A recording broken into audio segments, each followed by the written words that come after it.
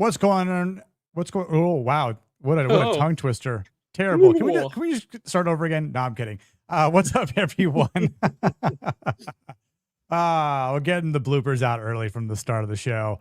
Hope everyone's doing. Welcome to Trendy TV Tuesdays. We're talking about Guy Ritchie's The Gentleman, season 1, episode 1 and 2 here, and listen, we're on a road to the second season, which comes out on September 3rd on Netflix or other means. But we're going to do a little review as a prelude to season 2 here.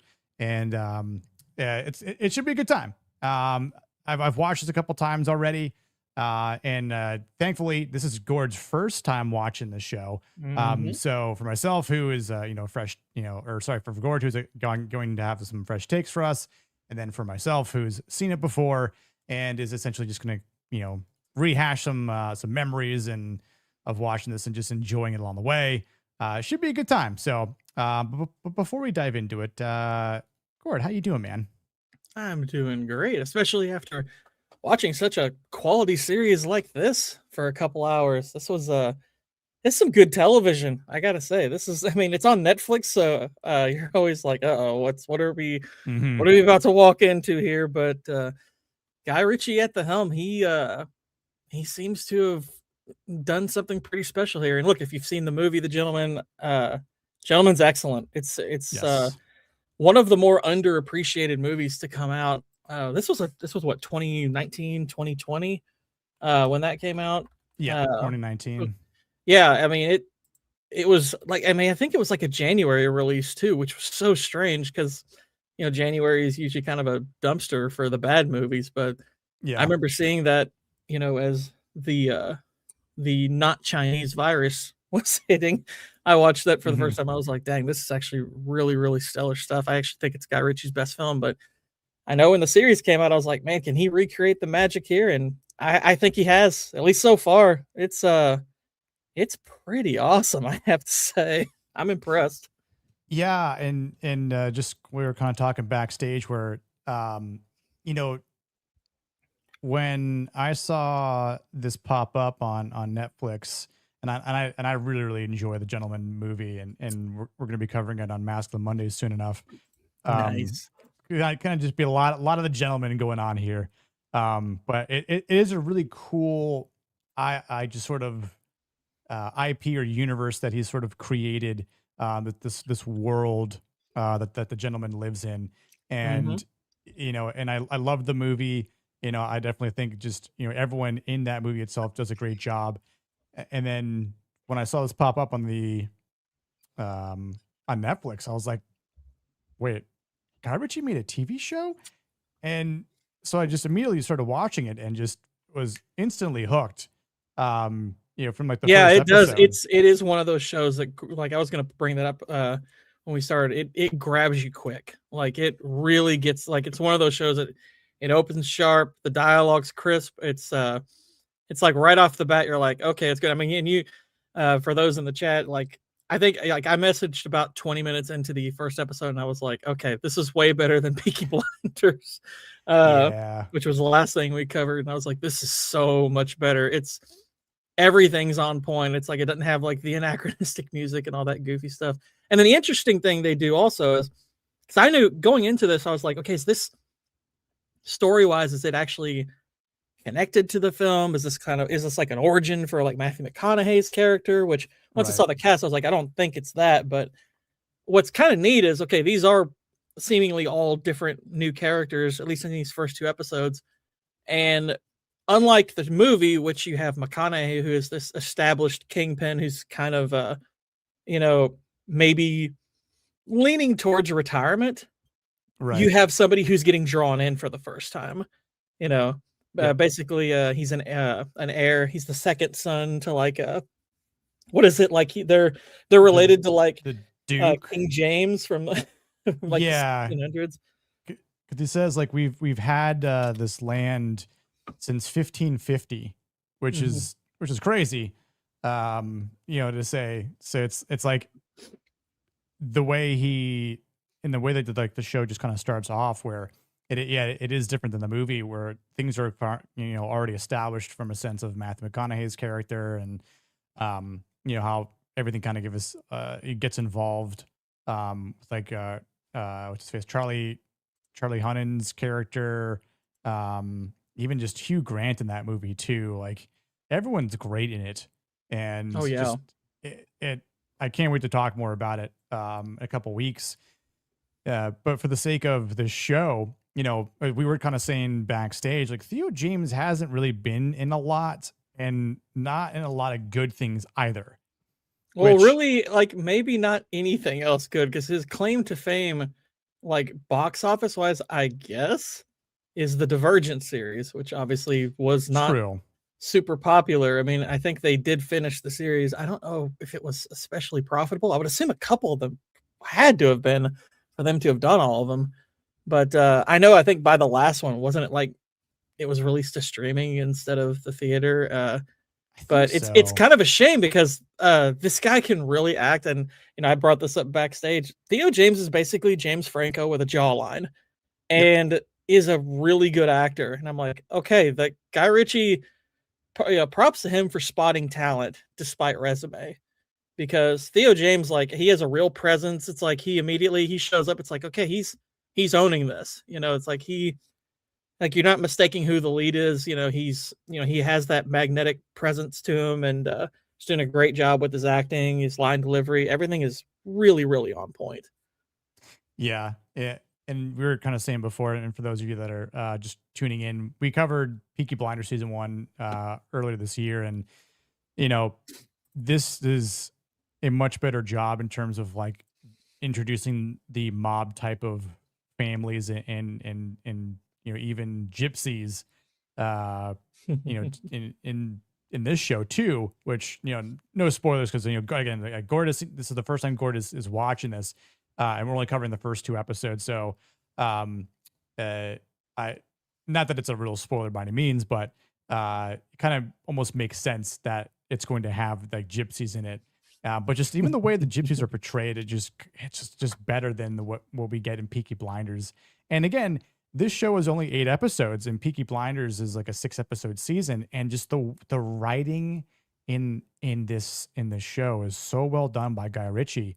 Just the directing, the acting, and that was one of the things that hooked me was just Theo James.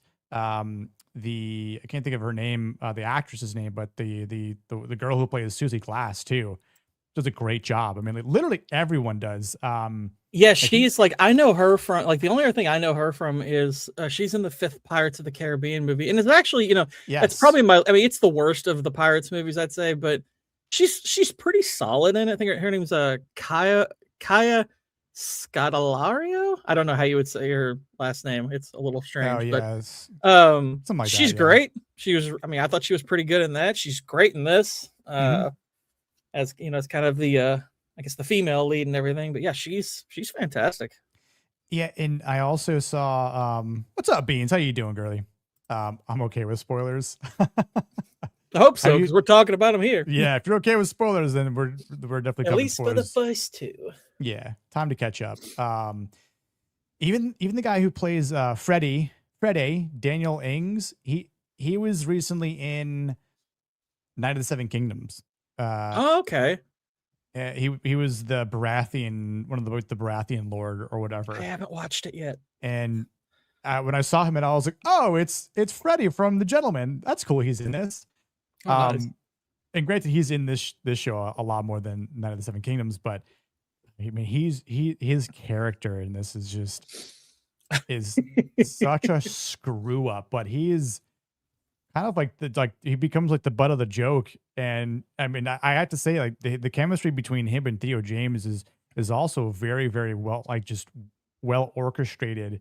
And I really don't have anything negative to say about any of the characters in their chemistry together. Even when, Theo James is meeting with Stanley Johnston with a T, who's played by Giancarlo Esposito, which I remember seeing this for the first time, and I'm thinking, oh, of course they're gonna get Giancarlo Gus Fring to play some guy who was like ahead of his meth kingpin. Yeah, meth kingpin. So I'm just of course, like, oh, Drug Enterprise. Let's get Giancarlo Esposito to ruin this. But thankfully, it's. I mean, granted, you could probably surmise that it's a bit of a nod to Breaking Bad, obviously, but Yeah. he's playing a completely different character.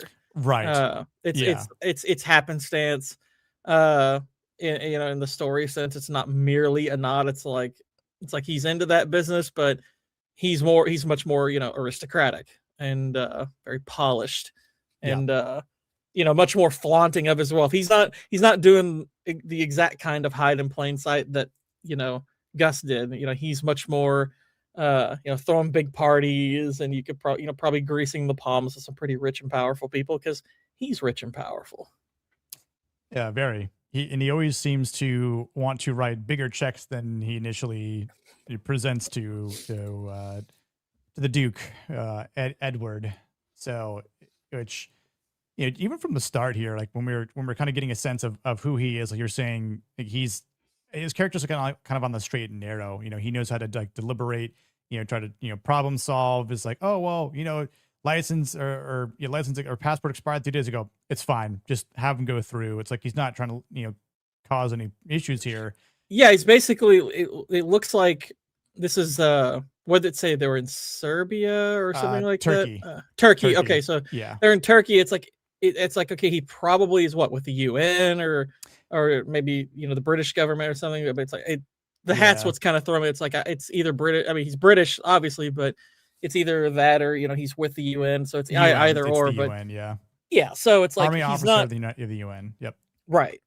So he's not. It doesn't look like he's doing anything all that difficult. And it's cool because it's like this. They're starting this show off, with him. He's got the military fatigues, and he's this, he's a strong looking guy, and there's people are passing with the border. You almost would expect something tense to happen here, Right. something dangerous to happen here. It's like, no, that doesn't start till later. So it's it's a nice little subversion, I think, because it's like it's starting you with a certain scenario you might think is going to lead to something screwy, but it's like, nope, this is actually the safest moment of the entire episode.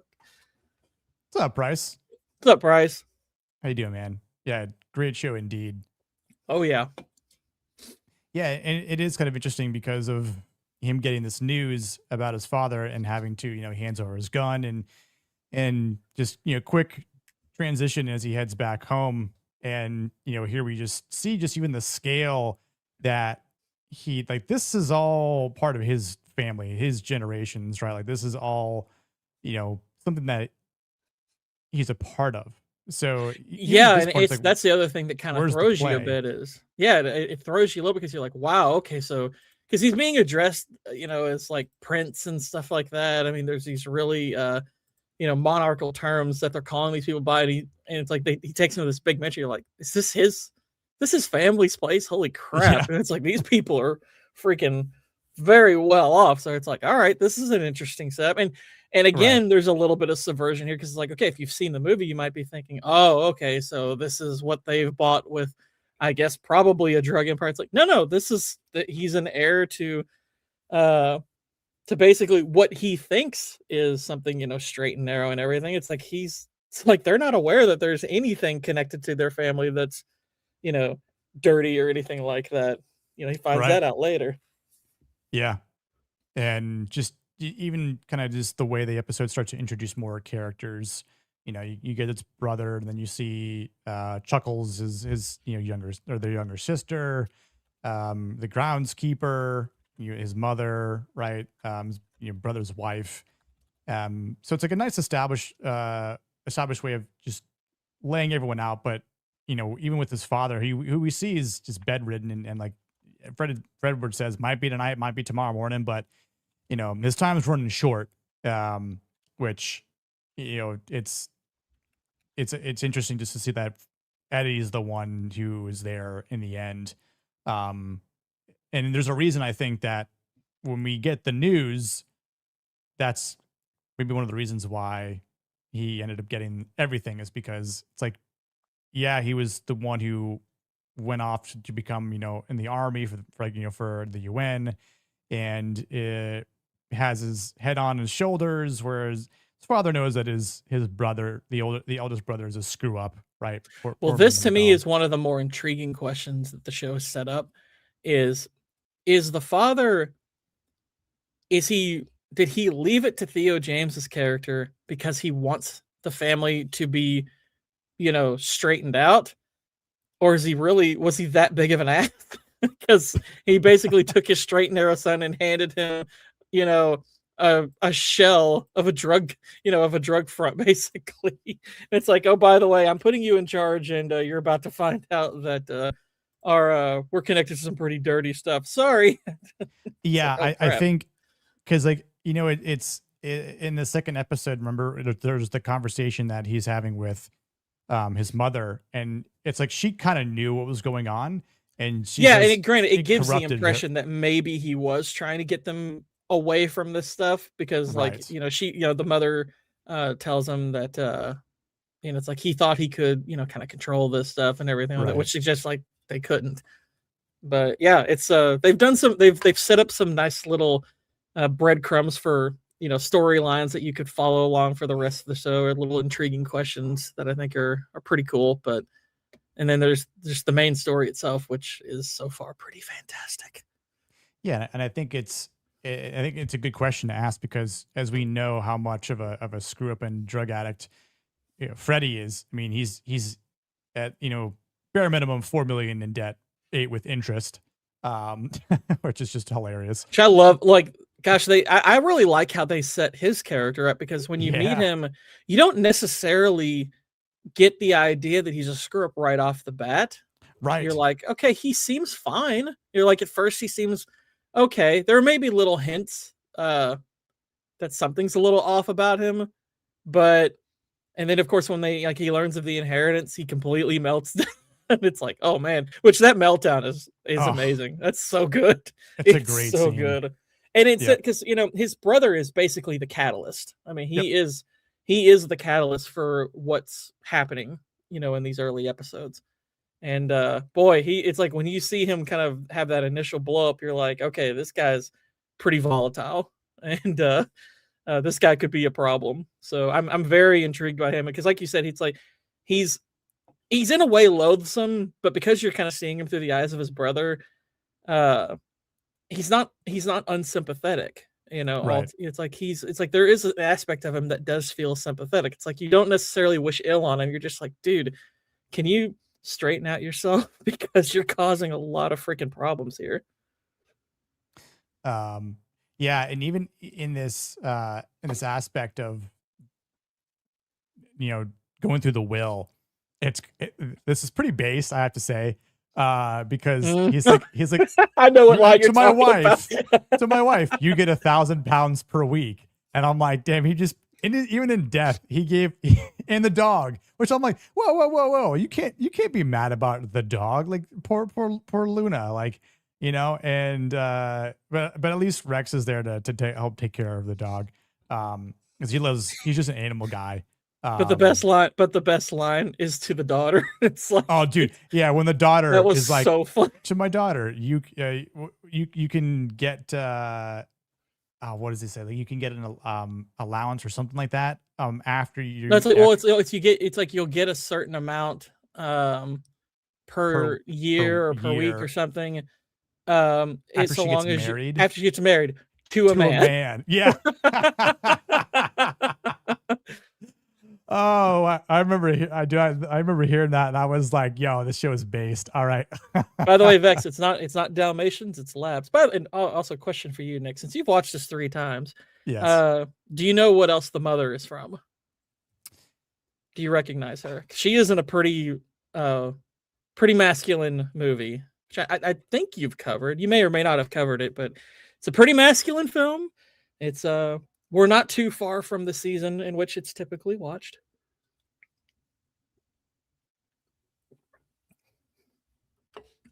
Why am I?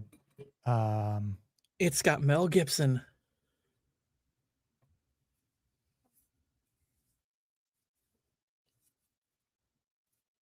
She is from The Patriot. She is the sister of his deceased wife, who he ends up being with. Yeah, that is her. Gotta say, 20 plus years on, she's aged pretty well. Jolie Richardson. She has aged pretty well. Gotta say, Yeah, no, she's not bad. This is in what, she is not a bad 2024, looking lady. Yeah, it's 24 years later. It's like, you know what? Still looks pretty good. yeah, not bad. Yeah. How old is she now? She is 61. Yeah. She's the mom from 101. That's right. Yeah, she is in the live action 101 Dalmatians. That's why she brought it up. Of course, that's why she brought the Dalmatians thing. Makes But sense. I haven't seen the live action Was 101 she Dalmatians. wait, I've did she seen play clips from it. Cruella? No, that was Glenn Close. She's Oh, that's right, it's Glenn Close. Yeah. Oh, yeah, she's the mom. she's Or the like mom. She's the wife right, of the wife. well, I can't remember the freaking characters' names from. I don't. Yeah, I was like, I just remember Cruella DeVille, and that's it. But it's like, yeah, I only really remember the animated version. So Anita, that's her name. In 101 that's right. Dalmatians. Right. Yo, what's up, Jamma Lama? Jamma. How you doing, brother? Waylon, sir, how you doing? What up, Waylon? I know Waylon has watched this show. Bex, you need to watch the show. Like, if you're not hearing it from me, hear it from Gord. And same to you, Goodwin, wherever you are out there in the ether.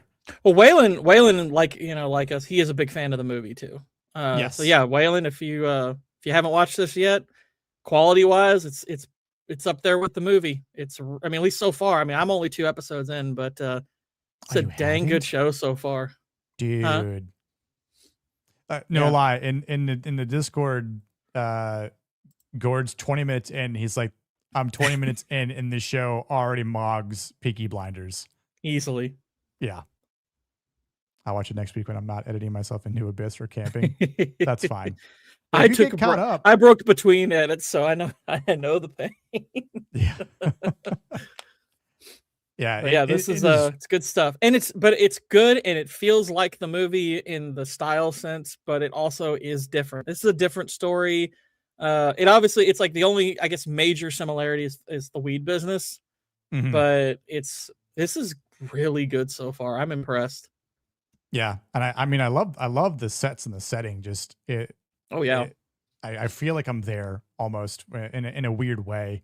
But you know so just to kind of catch people up to speed, and I know this is a bit of a spoiler for those of you who haven't watched it, but the family, the Hornimans, are dukes, and they've owned this land and have been part of the generation from like King James, whatever, right? I think it was since like the year 1550.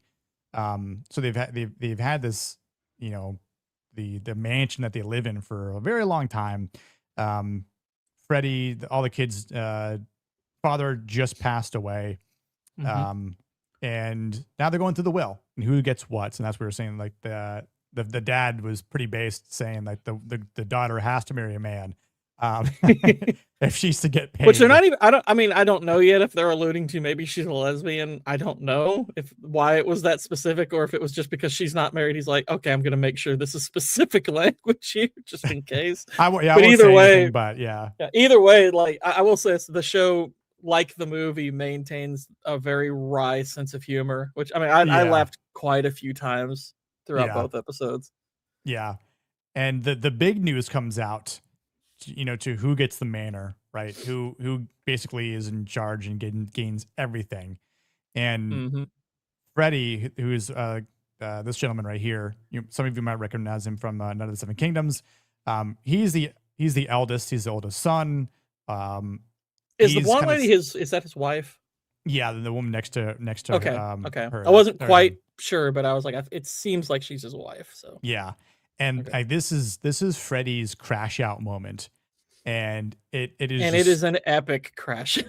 It's so well done. I think I would say probably this is the best like crash out in a movie or TV show I've seen since probably Leo's and Once Upon a Time in Hollywood, like his trailer crash out. Oh yeah. And this one is done like really, really like much more dramatically, because it's like he does like a long like 2 or 3 minute rant, and then they're like, oh no, he's coming back after he leaves the room, and it gets like to where it's like they're muting a lot of it and playing music, and he's doing all these hilarious gestures and whatnot. It's so good.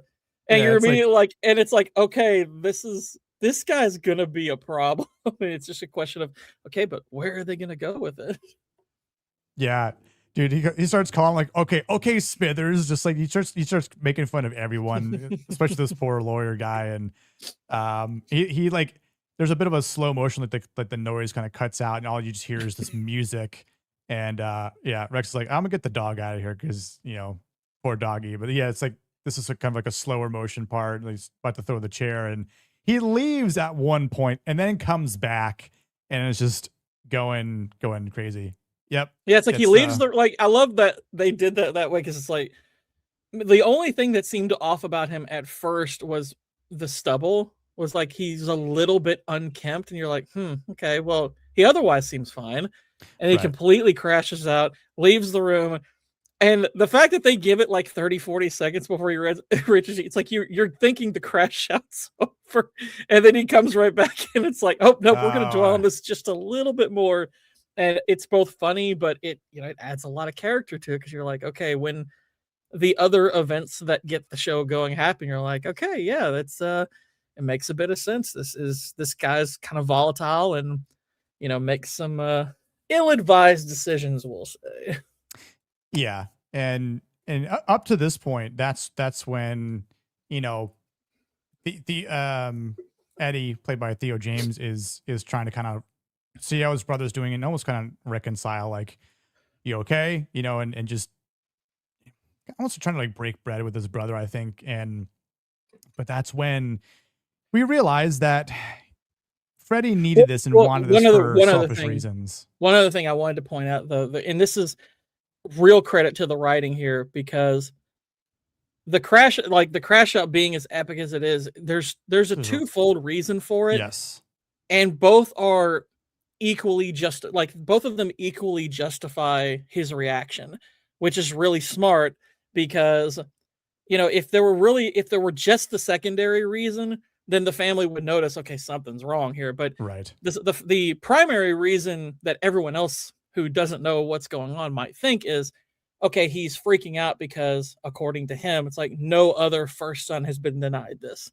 Right. So this is a grave insult and everything. So it's like, yeah, okay. And that is really the context of everything he's saying is, this has never been done to a first son before. He stood up as it was being read thinking this was going to him. And so you're thinking, oh, this is due to the insult. But then you find out, no, there's another reason. That's because he is millions of pounds in debt to some really bad people. It's like, I'm in debt. What do you mean you're in debt? I mean, like, I'm in debt. Like, how much in debt? 8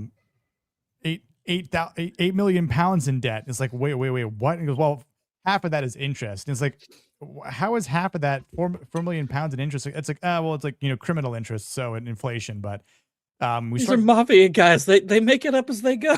Yeah. So like, this is Sticky Pete here. Is like, well, don't remember his wiener, but I don't know who Pete is. But there's a more specific, he's like, Scouse guy, small cock, and he's going through. This is the last guy was Tommy.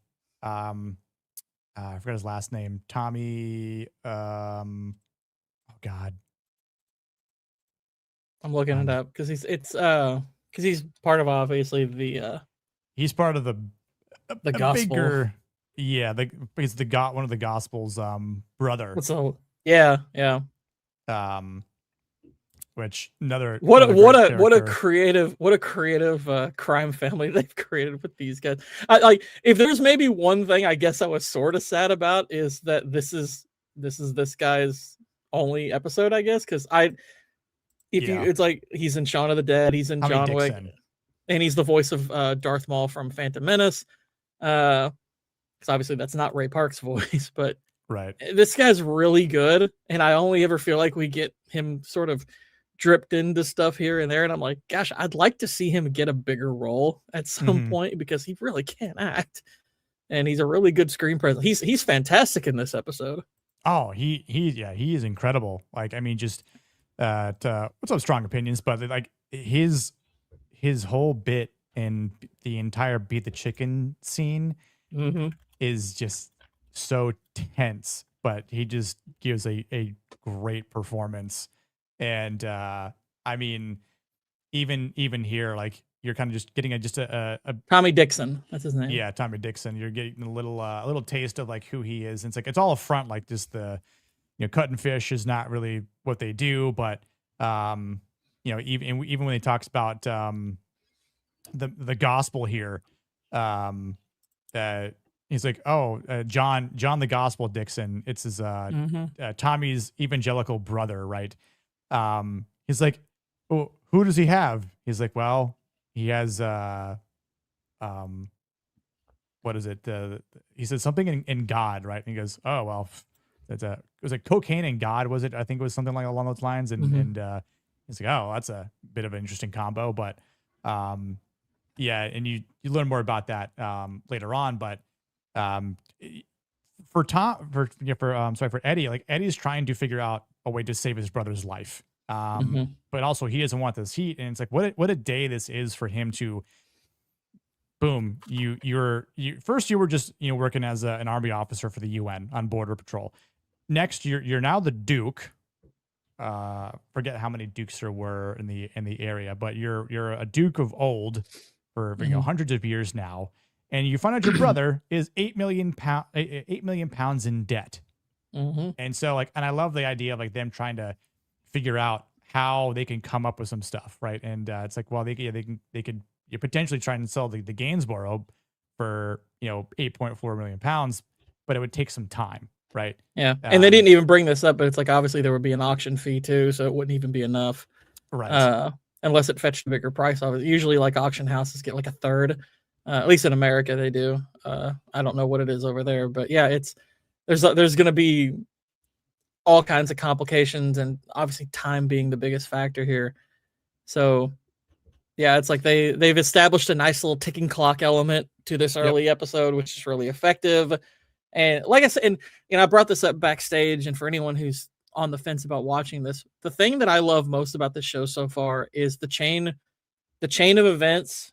Each thing progresses from the previous thing. It's not just jumping around for the sake of jumping around because they just feel like glossing over stuff. There's maybe one, like I said backstage, there's one minor issue I have with something that happens in episode 2, but it's not because it's a chain of event problem.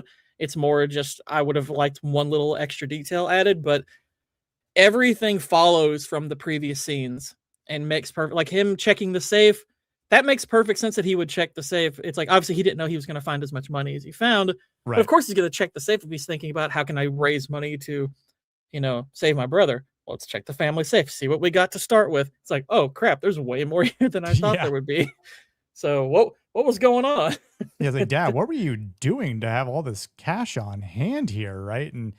And obviously at the funeral, you see this woman, Susie Glass, and so it's like, well, who's she? Automatically, thought pops in her heads, and then she shows up. She has to introduce herself, saying, "Well, your father and I, we had a business going on," and then she's here to kind of show him rather than tell him, because it's literally on his own lot that he now owns and is in charge of. And so I like how she starts to kind of, she's like, do you know what your father pulled in with this farm? Right. And he's like, well, I don't imagine it was a ton. And then she tells him about, he's like, it's something like what, 5.4 million a year, something big like that. And he's like, or it might even be more than that. I think it was like over 5 He's million. How in the world is it that much? And she's like, okay, well, now I'm going to show you what, what this really is. And it's like, oh, okay. And this is where we get more into the connection to the movie, I guess, or at least the similarity between this and the movie. Right. Kind of getting into the sphere of what took place in the movie. Which, again, like just the way that each scene builds upon each other. And it is part of that sort of cause and effect. It's like, well, now, boom, here we are, a lot of cannabis being grown right under his nose, which, I mean, he didn't really know about. Jimmy is a hilarious character. Jimmy's great. We're like family, bruv, except like you're the Duke, Like this is, I'm pretty sure, like an Asian guy who can't figure out where he's from because it's like he doesn't talk like an Asian guy really. He talks like a mix of like British and Jamaican or something weird. Like it's like, what is he? Yeah. It's like, are you from Singapore? But an island at the same time. And which I think it's interesting too, how like initially Eddie is almost kind of thrown off a bit by it. But even when he's, having some tea here, with Joffrey, like he's like, were you aware of this? He's like, yeah, you know, but it's not my job. I was just here to do what what I'm still doing essentially. Well, part of it's also good is in terms of how he reacts. It's like it's because he more or less starts to, I think, mentally put together once he sees what's in the safe. He's like, okay, something's going on. Clearly, right. we're into something here. And so when he gets shown, it's like he's surprised, but he doesn't like freak out or overreact it. He's just like, okay, this okay, this tells me something. And it's because it's pot, it's like, okay, this is not necessarily good, but it is, there's that component to dealing pot and everything where it's like it feels non-violent, which they do bring that up in the show, and that's probably why it's like the reaction is not exactly severe. It's not like, oh my gosh, it's not like in Breaking Bad when like Skyler finds out he's cooking meth. It's like, okay, that's a more visceral reaction because it's a drug that kills people and causes people to kill people. This is more, it's like, we're peddling pot. Oh, okay, interesting. Yeah, it's like, well, is this just, are we just dealing with cannabis, or is there something more? Because again, you're looking at what the Dixon family does. Like they're a coke, dealing with coke, and then you've got Mr. Johnston here, who's a meth dealer. So like, I mean, there are other powers at hand here that have far deeper concerns with the drugs that they deal with. So it's like compared to cannabis, it's like, yeah, it's nothing. But Susie does tell him how much the cannabis world brings in like per year, which I'm pretty sure she said it was like over like $1 billion or something like that. So, and he starts putting two and two together. Like, so you're saying that like what we do here is $5 million a year, but I'm sure you have multiple locations, so you're pulling in a lot per year. So like you're doing quite well. But I do think it's interesting how it's like he wants to get out. It's almost like that's maybe what his father picked him to take care of, to go, I didn't need to get into this. It wasn't, I thought it would be something, but it actually kind of just drove me away, or maybe helped, or didn't really help as much as I thought it would. And so maybe maybe Eddie can actually pull the family out and be profitable, or something along those lines. Well, what like Vinnie Jones's character is like when he's asked about these people, he's like, they're vicious bastards. Don't let like that air of professionalism, whatever, fool you. It's like, these are dangerous people. So clearly it's like, okay, whatever it is they've gotten into, while it may seem like a harmless drug, it's like, look, it still draws violence. It's going to draw some unsavory people. So, you're getting this idea. It's like, okay, he probably has been picked to pull them out of it. It's just a question of, is it going to draw him further in, or is he going to actually be able to, pull them out? Right. Yeah. And even when getting offers on, on the house and the land, it's like, well, I don't really want to meet you, which I think this is a pretty interesting interaction here. Cause, it's like, well, if you come and meet him, I'll give you 250,000 pounds. So it's like, well, we need, just for a moment of his time, like 250K or something, just to meet with him. It's like, that's nice. I wish I could have a meeting. I know. Let me get a meeting with that real quick. And I think this is kind of interesting too, because Susie Glass is just trying to pull some rank, because well, she's trying to help, obviously, and like help barter deal, which she does, due to her last name and who her father is. But I mean, just to be able to knock off all that stupid debt. But I think again, this is also sort of like the cause of bartering this deal, which leads to the humiliation that Freddie has to deal with, which warranted. I'm like, hey, yeah, that's not too much to ask for. Which I think there's a funnier scene, which we'll get to when they're shooting the skeets. One of the lines that Freddie says is, it was like, a moment ago you just said you would would blow this guy. It's like, yeah, in private. It's like all we're asking you to do is just wear a chicken outfit and dance and say these lines. Like that's all we're asking you to do. Like you don't even know if they're just going to keep it as is. Are they just going to like keep it for themselves, or are they going to put it online? Right. Like, well, and what's like, and I brought this up backstage. What's cool is because the request is so strange. And it's mhm, like, look, it's like you're gonna pay X amount of dollars, and we're gonna record him dancing like a chicken and doing an apology video. And you're like, and because it's like, look, it's strange, but it's relatively innocuous, at least on its face. So in my mind, and probably the intent of getting this in your mind at first is that, okay, that's a small price to pay for that big a debt. That's right, $4 million, off your ledger to do. It's like, okay, yeah, you're gonna have to humiliate yourself a little bit, but not that's really not that big a deal. So you're thinking this will probably be a scene that's like 30 seconds. It'll be a bit of a laugh, and then we'll move on. You're not expecting much else from it. And yet they do build up to it a little bit to where it's like they don't overplay it to where it's like it's going to be anything big.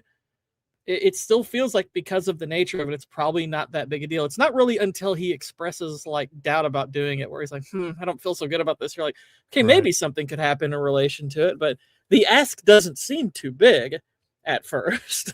Yeah, yeah, and I think just for Eddie to think, okay, well,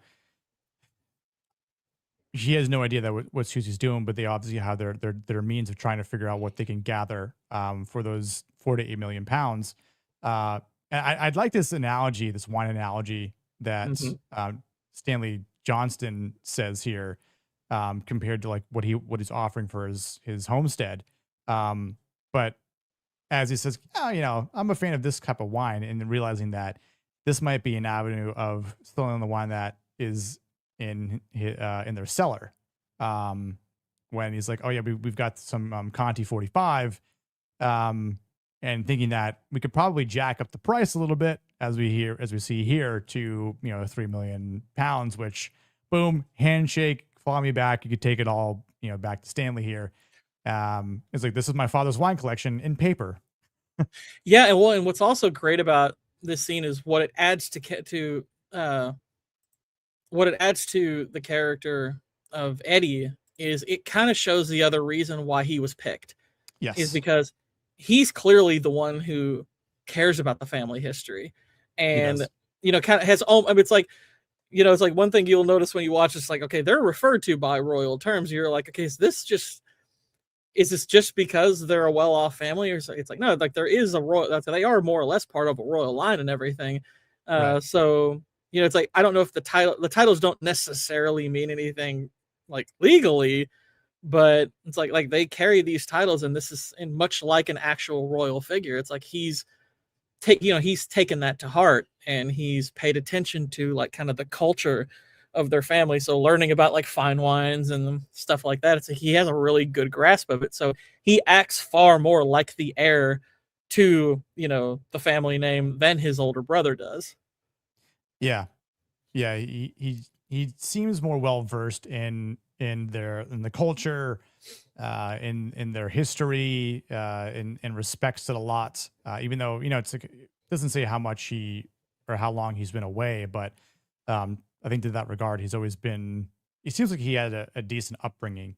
Better than what Fredward had to deal with. And again, there's that scene in episode 2 where uh, he kills the cat, that Edward's cat, because he threw it in a lake, right? It kind of pissed off Edward. He's like, I looked for that cat for 2 weeks, damn it. It's like he had to repent, which that was another pretty good scene, Yeah. all in all. But and again, like it almost seems like in this point where things might be looking on the up and up, right? Susie was able to negotiate a deal. Just make the video. We knock off the inflation. We'll just pay the four mil, and that's it. They're looking good. Except Freddie wouldn't be Freddie, and we wouldn't understand who Freddie really is as a true screw up until we realize that all of a sudden, guess what? All the money in the safe is now gone because Mhm.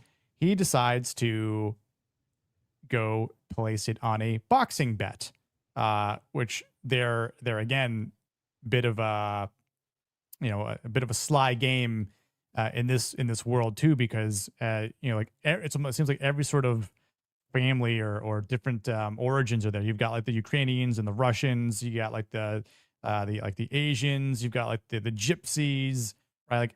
Everyone is there essentially, which almost seems like if there's a bad fight, it would be a lot of deaths essentially.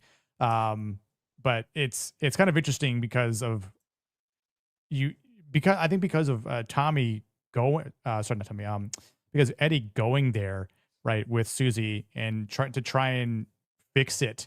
But even I think it's like the first time we see Eddie get angry and like kind of just like he's gonna do something physical to Pete here and to his brother. And he starts to he starts to drink more and drink more, and I like that effect of like the screen starts to kind of shake as the music's going on. It's almost like he's kind of losing control a bit here. Yeah, this is actually a good. So there's a couple of things going on here with this particular thing because okay, I could understand if maybe some might have a little bit of an issue with the setup to this scene to an extent because like wow, the brother just decided I'm gonna take this money and place a major bet. It's like okay. And it's like, is that like seems like a ridiculous risk? But I'm like, okay, keep something in mind. He's not aware of the fact that his brother's, what his brother and Susie Glass are doing here to kind of resolve it. He's not aware of that yet. So he's looking for, okay, this is a potential quick fix. Maybe it's like maybe the point against the show is the fact that he's getting back into a scheme with the guy who screwed him over in the first place. So I'm like, okay, that seems like a pretty dumb decision. But at the same time, it's like he's not the smartest guy. So it's like you could see a guy with an issue who gets himself in that kind of debt, maintaining that issue and doing something rash. He's been shown to be rash. So it's like I do think best faith interpretation, you can logically draw out that chain of events in your head. But on a character level, as far as Eddie goes, what I love about this scene is because if this were just a movie, like a 2-hour movie we were watching, this would probably be the scene where he's turned to do something genuinely dark. But because this is a TV series where they're going to be able to draw this character development out, he starts like he's about to do something, but then the show pulls back a little bit. It's like, no, he's not. We're not going to just jump him off to that point where he does something like super dangerous and violent. And granted, they set it up in such a way so where you almost wonder, it's like, is he really, because he served in the military, does that mean like he actually is a killer or something? It's like, well, no, not quite. Right. He was a UN guy. So, it's like he goes like he's about to do something. And then it's like, nope, he's not quite at that point yet. So I like that the show showed some restraint here. Yeah. And I think because he's in the military, you almost kind of think that he has like some sort of discipline that he wouldn't get unraveled, but I think because of this, what's happening and what he's trying to fix, and it's like I'm trying to fix your screw up, but you keep screwing up, and you're literally just making matters worse. Like just just all you had to do was just stop, and let me handle it, and I would have fixed it for you. But no, you had to go and screw things up. So it's like I understand why, and I don't blame him for being a little upset, but I think he generally has some like pretty good like situational awareness, even though he was ready to maybe beat the crap out of Sticky Pete there, even with a couple guards. But I think he's even while drinking, he's calm enough to restrain himself to meet with Susie Glass and her brother. God, I forgot her brother's name. Bobby. No, that's his father's name. Talking about Susan Glass's brother? Yeah. Oh, shoot. Her father's name is Bobby Glass. Yeah. That's Ray Winstone too, which I was like, cool. I like Ray Winstone. Yeah. Always appreciate when he shows up. He's great. Jack. Okay. Jack. Yeah. Jack and Susie.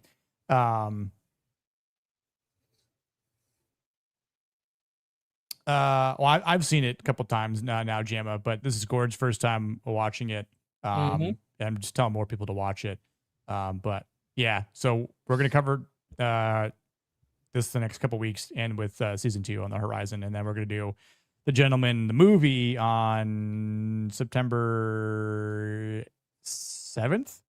So lot of gentleman conversations on the weeks to come. So, but yeah, Ray Winstone is great in this too. But I think, because of what they are able to find out and tell him, like, it was a sham. He's like, what do you mean a sham? Like, it's rigged. Like, he never actually put the payment in. He just took the money, and makes it seem like you're losing the bet at that point. Well, this is part of also why it's a good moment of tension where you're like, is this guy going to do something? Because you're like, I want him to beat the crap out of this little weasel, because it's not just that he screwed him over. They picked the perfect actor to play him. He's got the cadence down right. He's laughing and waving at him. It's like, I want him to rip this dude to shreds. Yeah. Yeah, and meanwhile, his brother, Freddie, is just like, doing some 8 balls right there at the table, and it's like, that wasn't the time or place. Which, it's like again, I think Susie's like, we'll get your money. Don't worry, we'll straighten things out. Which again, I think he's not quite aware yet. So it's like he still has this sort of naivete and in some, I don't want to say innocence, like he's never done anything bad in his life, but just he's not on that sort of, criminal type level, or being part of a mob, or a crime syndicate or a drug syndicate, right? Some sort of, illegal operation. So I think he's always kind of been on like the straight and narrow, because which I appreciate this scene here, because he's just thinking, oh yeah, we're going to go in and just get the money and he'll be okay. Maybe a little threat there. Except when they drag his body out and he's just been beaten to a pulp, still alive, of course. But it was like, I just want to say I'm sorry, Eddie, and those are, and by the way, this has to be intentional. The way they made up the blood on his face, because it actually looks like blood is dripping out of his eyes, and I was like, ooh, that looks pretty freaking rough. Yeah. But it disturbs Eddie. Yeah. To see that. And he's like, I didn't want this. And it's like, yeah, I think he's like, I thought you were going to talk to him. It's like, I mean, we did, but and she tells him about how, men have, kind of a dog in him. You got to tame that dog and everything. And that's what that's what we did. We're in the dog taming business. It's like, yeah. Right. Great analogy there. I liked that. And it's like, talking in our realm means, we might beat the crap out of you, and that's how. Can I say also in this, credit to Guy Ritchie for how he's writing the women in this show so far, because you could easily overplay Susie Glass's character to be kind of girl bossy, because she is in an authoritative position, obviously, right. But she's not the person like doing the physical stuff. It's like, look, she's representing her father, who's the one with the actual power. So because he's in prison, well, quote unquote prison.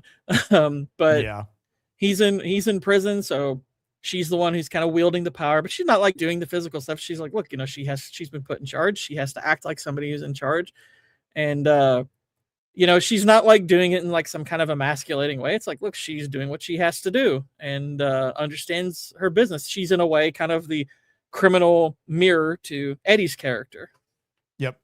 Yeah, and I like the way they even mention that. It's very brief, but for I think it's Tommy who says, I heard your dad caught a cold, and she's like, yeah, he's on like year 4 of a 10 stretch or something along those lines, but it's like, he was doing at least 10 years in prison, and he's 4 years into this sentence here.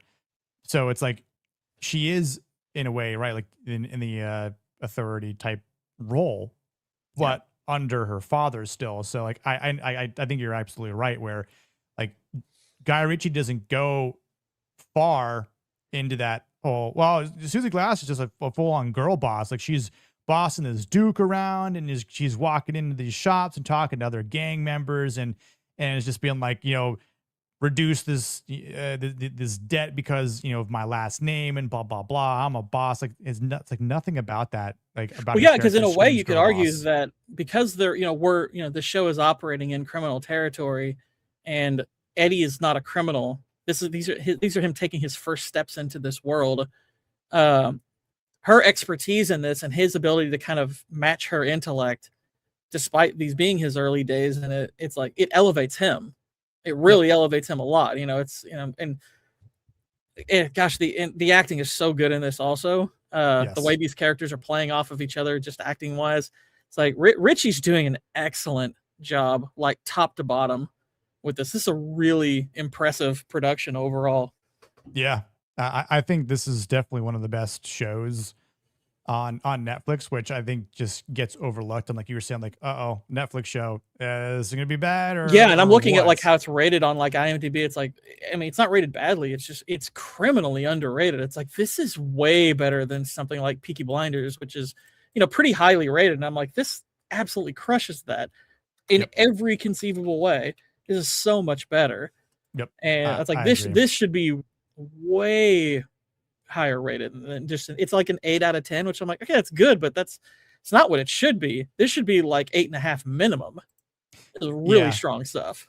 I think out of one season, if I'm just giving a whole rating for a season, like it's at least an 8 or higher, right? Like, and again, we're talking eight episodes. They're all generally an hour long, so it's like you're getting a pretty decent, well told story. That's initiating the Hornimans into this business and this whole world and everything else that's involved in it. And I think Guy Ritchie does a great job with the details to these characters. And again, as we mentioned a couple times already, and probably won't stop, the acting all around is just well done. And when they were shooting the ski out in the yard, and that's when again I mentioned it just not too long ago, but that's when Eddie is telling the good news to his brother that look, we've reduced it. You got to do this one small thing. But I like how he kind of just doesn't give it to him all at once. He's like, wait, you got to dress as a chicken. And then you got to sing a song. And yeah, he's dripping the information. Recorded. It's like get him kind of acclimatized to these. Yep. It's like first, like, we fix this. Okay, get him grateful. It's like, okay, we fixed this. Your guy was, there's a lesson for you to learn because that guy never actually placed a bet. It's like you were basically in business someone who's just stealing your money. So he did you a favor. And you're gonna have to do this, okay? And you're gonna have to do this, all right? And it's like, and they're gonna tape it. It's like, wait, what? Like, and like you said earlier, it's like a minute ago, you were saying you'd suck his dick in private. Yeah, that was probably one of the best like lines. It's like, wait, you won't record a video, but you'll suck this guy's dick. Yeah, in private. And it's like, dude, no. And that's where like that's great comedic writing because like if in the real world you would say something like I was being hyperbolic, but it's like no, it's like this because this is fiction and we can play with it even more and like let the joke right out. He's gonna lean into it more. It's like no, in private, right? Yeah, great word choice. That was great comedy there, honestly. Which if Guy Ritchie was one also came with that part, then man, kudos to that. But and it's just this end of the episode is really where things just get so tense, well acted, well written, even just the music behind. This is the most like what I thought was going to be a 30-second at most sequence in the show and kind of a one-off that you might chuckle at. Right. They actually like it turned out to be the most impressive scene in the entire episode. In an already fantastic episode, this is the best part. They turn it into a complete set piece that is really intense. Like you're thinking this is a gag, it's a humiliation thing, and it's like, no, we're gonna turn this into something really wild. And I was like, it just kept building and building, and I was like, man, this is like a Tarantino scene. They are really stretching out the tension in this, and you're just waiting for it to break. Yeah, it's like, okay, well, we're or I don't say sacrificing, but we're trading the inflation for a degrading apology. Like this is just pure humiliation, and I mean to the point where I'm like, I remember watching this for the first time, and I still think the same thing. It's like, man, just where's the moment where Freddy just snaps, e- or even like Eddie. Eddie at one point is like this has gone too far, Susie, and Susie's like, just stay out of it. This has nothing So to do with you. to anyone who hasn't seen this, it's like it's the thing that I guess needs setting up is the caveat that nobody was aware of. The little thing that is added is he doesn't get to just start and get recorded and be done with it. It's like, no, he's wanting him to go, and he's like, I'll start recording when I think it's time to record. And he's like, Right. he's trying to fully degrade him as a person. He's like, I want you fully in character. I want you to actually behave like a chicken. It's like he's really just, it's like this isn't an emasculation. He's dehumanizing him completely. Yeah. It's like what we thought was going to be mildly humiliating but still here. worth the $4 million price tag by far. It's like you could see, it's like, yeah, this could push somebody who's already pretty volatile over the edge because it's very dehumanizing. And it's like, and like I said, it's the brother is like, this is too much for me. It's like, yeah, my brother screwed up and I'm pissed off at him, but he doesn't deserve this. Like, what the hell?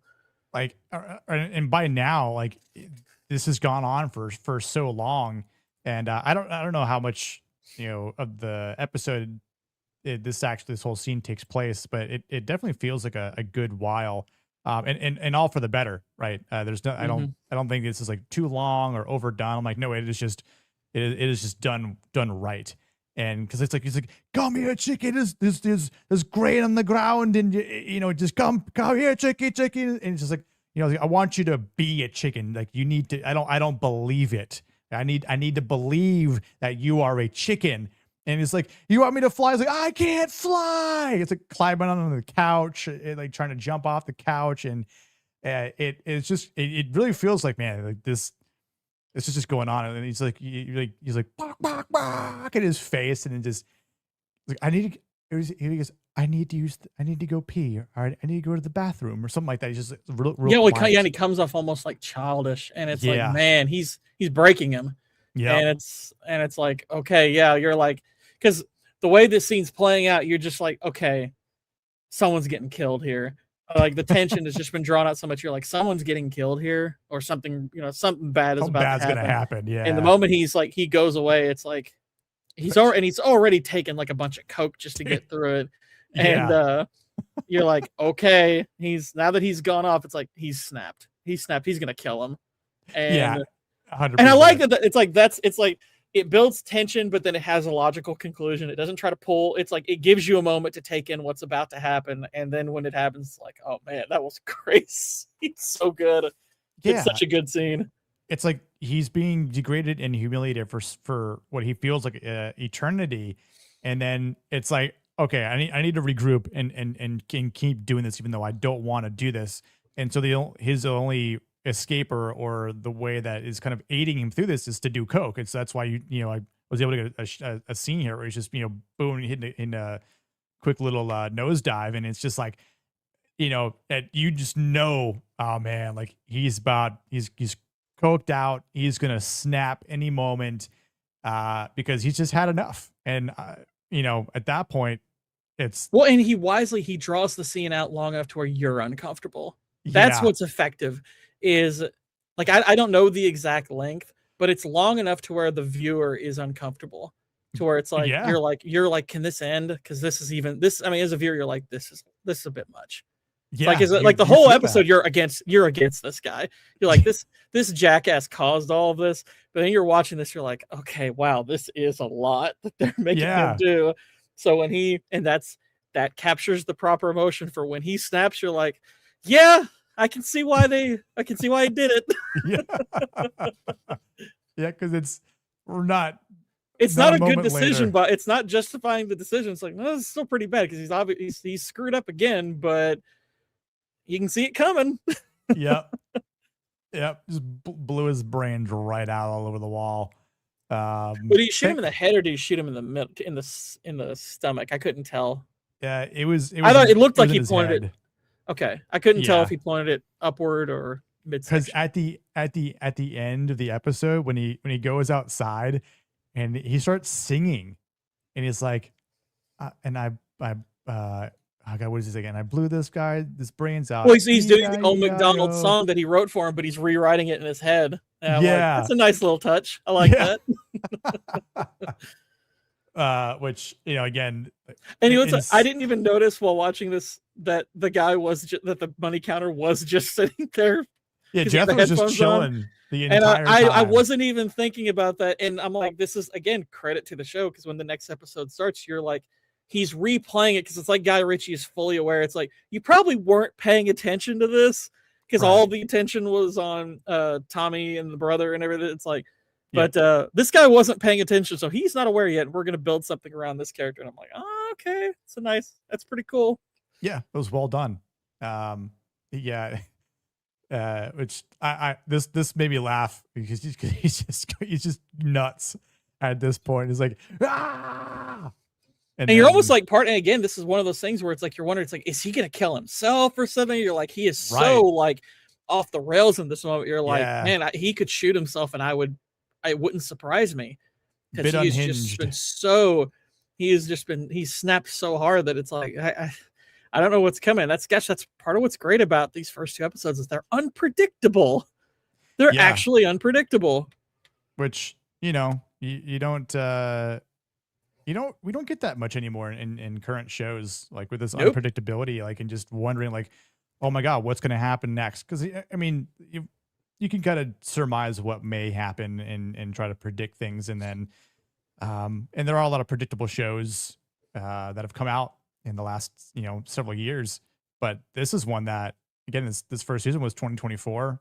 We get the season 2 coming out in a couple of weeks here, which is like, I'm looking forward to season 2 because like I have no idea. Like I can think about a couple things that could happen, but there again, like I have no idea where it's going to go, and that I think that's the exciting factor to this. And again, just kudos to Guy Ritchie because, the episode for episode 2, starts right off like here's Jethro's, side as you hear this like Scouse rap, which is kind of funny.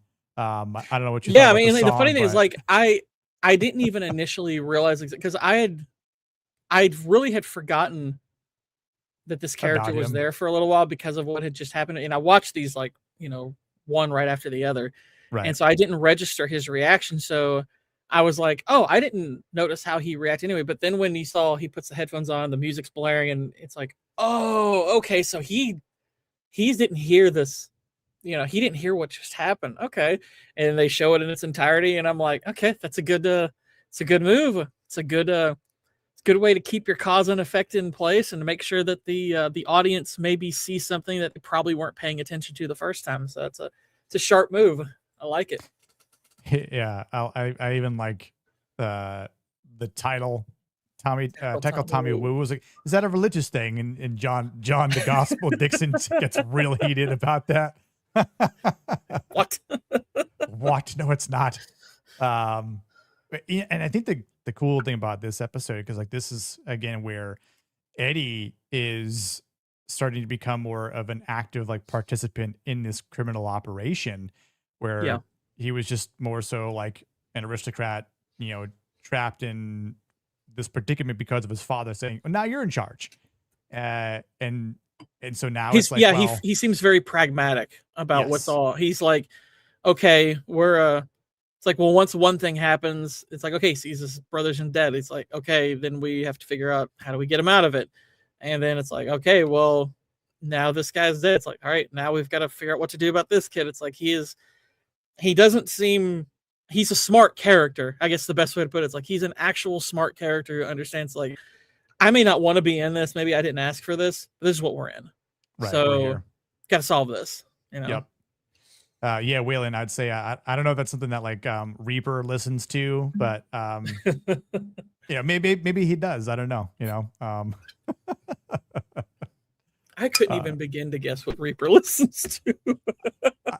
Couldn't either, but That would be a funny comment for him to ask him, like, Reaper, did you listen to that Scouse rap that's like in The Gentleman, and just to see what he says. But yeah, like, because in this episode, like, which there's he's starting to play into the, well, let's try to manipulate the Dixons here. We're trying to throw some deception in there, and he has to obviously kill a guy as well, which we'll get to. But it's more of the negotiations, and it's like he's trying to. I think Eddie's trying to preserve like what decency he still has, but I think what the episode, like episode 2 here, is asking us and Eddie, because of the world he's in now, is like, can decency still exist? Like, or do you have to choose between one or the other? Like, do you go the decent route and forego everything, which may be the right thing to do, but also you might lose everything in a result of being decent. But do you just go full on, drug lord or like criminal operation, and then you kind of forego decency, or maybe not so much, it's like all or nothing, but it starts to kind of become unbalanced. Like decency starts to raise up because the weight of the criminal world is so pressing on him that he just has to go into it, because that's how I protect my family. That's how we can maybe devise a plan and get out of this in some time, but now or tomorrow is not going to happen. So it is going to be interesting to see like Eddie's approach to this, especially as this episode unfolds, because it's like, okay, we need to figure out how the hell to get Tommy Dixon's body out of here. But oh yeah, let's go chase down Jethro. This whole part here is kind of funny too, because it just made me think of Super Bad, when it's like he's the fastest kid alive. But thankfully, Jeffrey here is well versed in the lands, and has got some hounds and well, and I love like the chase is kind of, it's equal parts tense and funny, because it's tense obviously just because of the circumstances, right? And there's a duality to it that's fascinating, because it's like Jethro's not like a villain. You're not necessarily rooting against him, but at the same time, it's like you like Freddy. So you're like, okay, well, I don't dislike either of these people, but I understand the necessity both have here. But also the fact that you've got, Vinnie Jones's character, who knows the land really well, and he's, kind of the calm, experienced presence. You've got Eddie, who's obviously much more desperate because he's trying to save this kid's life, but also make sure he doesn't ruin them. And then you've got the brother, who's like he's just kind of lost it at this point. He's just not quite there, but he's like, all right, yeah, let's get this guy. We're going to kill him too. And he's chasing him on the little ATV thing. So it's like, and the way they all kind of converge when it's all said and done, it's like, it's pretty dang funny. Yeah. Seeing Freddy on the ATV with the shotgun and the vape in his mouth. It's they so give him a vape just big enough to look like a stogie, but it's not a stogie. Yeah. He looks like a character out of like Fargo or something like that, just riding around on that thing. Yeah, I agree. And they like, you're not really wanting Jethro to be harmed here, and it's like I'm totally on the side with Eddie, where it's like, we're not here to harm you. We're not going to hurt you, but we need to have a conversation. We need to know, did you tell anyone yet? What's going on? We need to see what the status is. Well, and it's like, and they realize it's like, we've got, he, at least from Eddie's perspective, is like, look, we're going to have to get this kid out of the country, because either he's going to tell them and we're screwed, or he's going to get killed because we'll have to frame him for it. So the only real, granted, he may not realize all of this in the moment. He's probably still working the problem out. But, and of course, Tommy is like, he's like, he understands the necessity of getting the phone, but he doesn't understand the secondary necessity, which is really more important. It's like, oh yeah, we need to know who he's actually texting here. And it's like, oh crap, it's actually some pretty dangerous people. Yeah, so he texted the gentleman on the left with the glasses, Errol, on his phone. He's the one This conversation's funny. I know what ambiguous means. He's like, what did he text? It was ambiguous. It's like, what's ambiguous? And he's like, well, it means it's unclear. I know what ambiguous means. Yeah. It's like, I know what It the happens later word means. What's ambiguous about it? Yeah, it happens again when they're at the Horniman Manor, and it's like, I know what discrepancy means, like, Yeah. it's like, but what kind of discrepancy? Describe it, like, but yeah, the guy on the right with the beard. It's like airplane humor, but it's done in a way that feels kind of natural. Right. Well, this actually works really well, surprisingly. Yep. The old man is John the Gospel Dixon, who's the father of this. Which I'll be honest, like, okay, so the actor's name is Pierce Quigley. I don't know him from really anything. And I'm just like, where the hell did they find this guy? Because he is freaking menacing. Yeah, I mean, again, credit to Guy Ritchie for, I guess, or whoever is freaking casting this thing. It's like, man, that, because I'm looking at his like filmography and everything. It's like, I'm not seeing a bunch of stuff that I know. He's got little bit parts here and there. Like one episode here, 6 episodes there. It's like, but there's not a lot where he's especially prominent, it seems. And I'm like, man, this guy freaking kills it. Yeah, even looking at some of his like, seems like he's been in a bit of TV, but even then it's like 1 episode, 3 episodes, 6, 8, 4, there was a show called Cutting It in early 2000s where it was like on a BBC drama series, 25 episodes, but that might have been one of like the longest things that he's maybe been in. Seems like he's been in a bit of theater as well, but yeah, who knew, or whoever found him or who knew of him was like, did a great job with the casting. Because I was like, I don't remember him coming from any other movie or show that I've ever seen before, but just great, seemingly antagonist. He reminds me of what's the who's the villain in like it's two of like the last 3 like Mission Impossible movies. That's who he reminds me of. I know it's not him, but Sean Harris. That's who he kind of reminded me of playing. It's like, this dude reminds me a ton of Sean Harris, which is not a bad thing because Sean Harris is really good at playing menacing.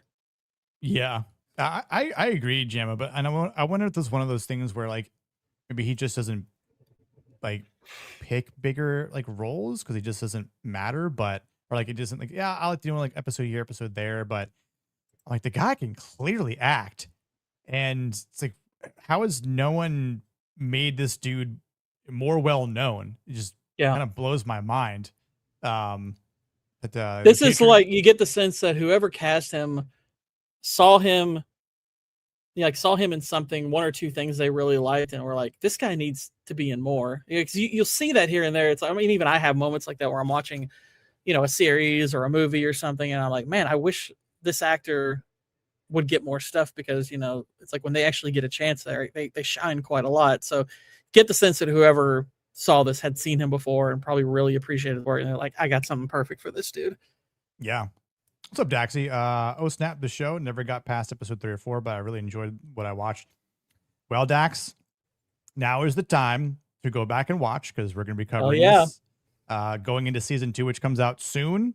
And this is Gord's first time watching it, and he's loving it. I agree. This is a show I think many people need to watch. It's underrated and it's slept on, but if you go back and keep watching it, dude, like I think you'll really enjoy it. But yeah, we're just covering episodes 1 and 2 for this stream, and then we'll do 3 and 4 next week. And then we'll do like the second half, which will just be a lot to kind of go over, but we'll make it happen.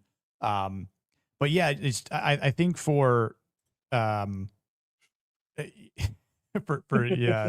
they're trying to surmise in this plan here and figure out how they can get rid of Jethro without killing him, of course. And I think that just shows part of Eddie's humanity and thinking like I'm not about to take his life when he didn't do anything. And I think this is where he finds out like who's John the Gospel. It's like, oh, this is John the Gospel.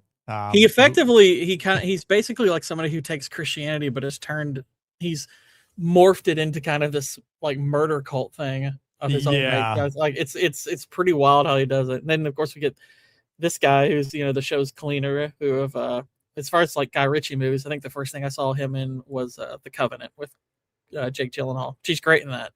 Yes. It's really good. That's a really good movie. Yeah. And I was gonna say, I think for Eddie, who's like, okay, he's able to say and agree with Susie, like, give me 24 hours to come up with and devise a plan. And of course, trying to deal with Tommy's body, we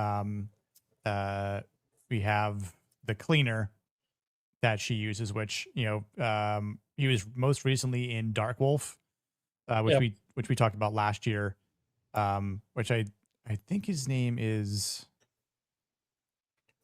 it Rex? I forget what his name was in the show. His name is, I'll look it up real quick. But he's an alcoholic. This is like kind of like if like Blue were a cleaner. The actor is Dar Salim, and he plays Mo Farouk. What's the actor's name? Dar Salim. Ah, yes, that's right. Yes. Oh, Felix. And funny enough, today's his birthday. Is it really? Yeah. Oh, happy birthday! Which is also my brother's birthday. Oh, happy birthday, Gord's and it's Nerdrotic's birthday. It is, and it's Gary's birthday. Look at that. Okay, yeah, his character's name is Felix. That's right. I was like, a Rex? No, it doesn't sound right. The X was there. He had it. Yes, the X was there. Yeah, Mo. Yeah, I know he's Mo in Dark Wolf. Which I wanted to call him that, but Mo for Mohammed. Yeah. Dude, yeah, his introduction is great because he's like, hello. And she's like, Felix, are you alright? He's like, yeah, I'm just waking up. But meanwhile, he's just he's throwing him back. Which, granted, given what he does, you're like, okay, that actually would make sense that he probably starts this morning because it's like he's obviously willing to do what he does. But I'm like, if this is the reason why he's drinking so much, like that would make sense. Granted, maybe he just really likes drinking, period. But it's like I got the sense immediately. It's like, oh, well, he probably does this as kind of a coping mechanism for the horrible job he has. Yeah, he has bought that life. Because it's like there's 4 glasses there and there's 5 beer bottles. So if he's had that much to drink, then damn, like that is one hell of a morning. I'm sure Blue can equate to that. But yeah, she's got a job, or she's got a job for him, and so Blue's already priming for second breakfast by that time. Right. Yeah, Blue's already traveled halfway what about across the state. Second 6-pack? Yeah, what about second 6-packs? Getting some also like Blue, he sleeps in the car. So yeah, Blue is an Uber cleaner. Maybe that's what Blue actually does on the side. We just don't know about it. He's actually like low-key a cleaner. Yep. And that's why he drinks all the time. Mm-hmm. We might need to have an intervention with him. It's a blue collar because that's what he strangles them with.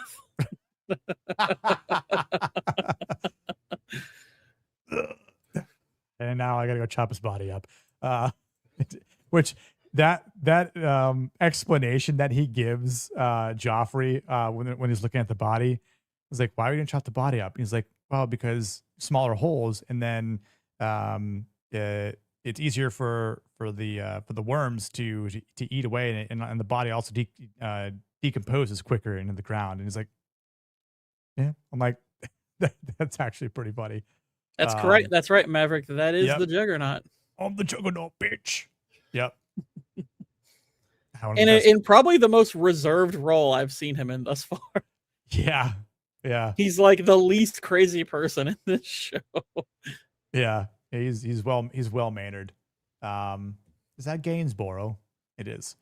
Yeah, this is where they're figuring out what to do with it. But I think again, just the idea of Freddy. He has a great learning- line here, though, where he's like, "My method." It's like you have to have a very holistic approach. He goes, basically, it's like by exposing the internal organs, we speed up decomposition. Plus, the worms love it.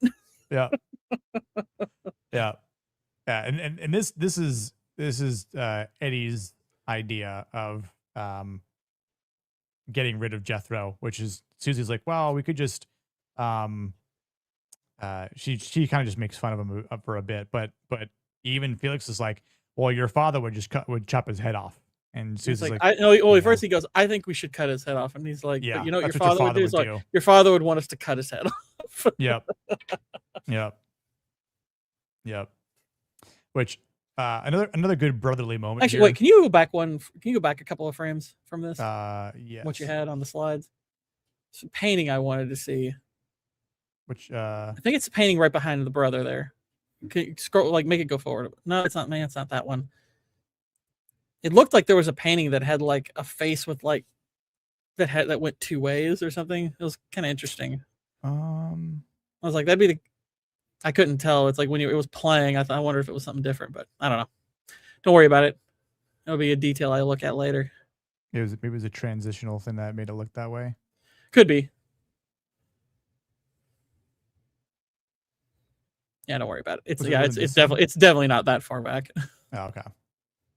Probably was just one slide moving of and the other one kind of moving in, and it just looked that way. It's probably all it was. Cool effect, if anything.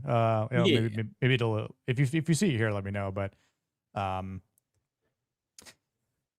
think for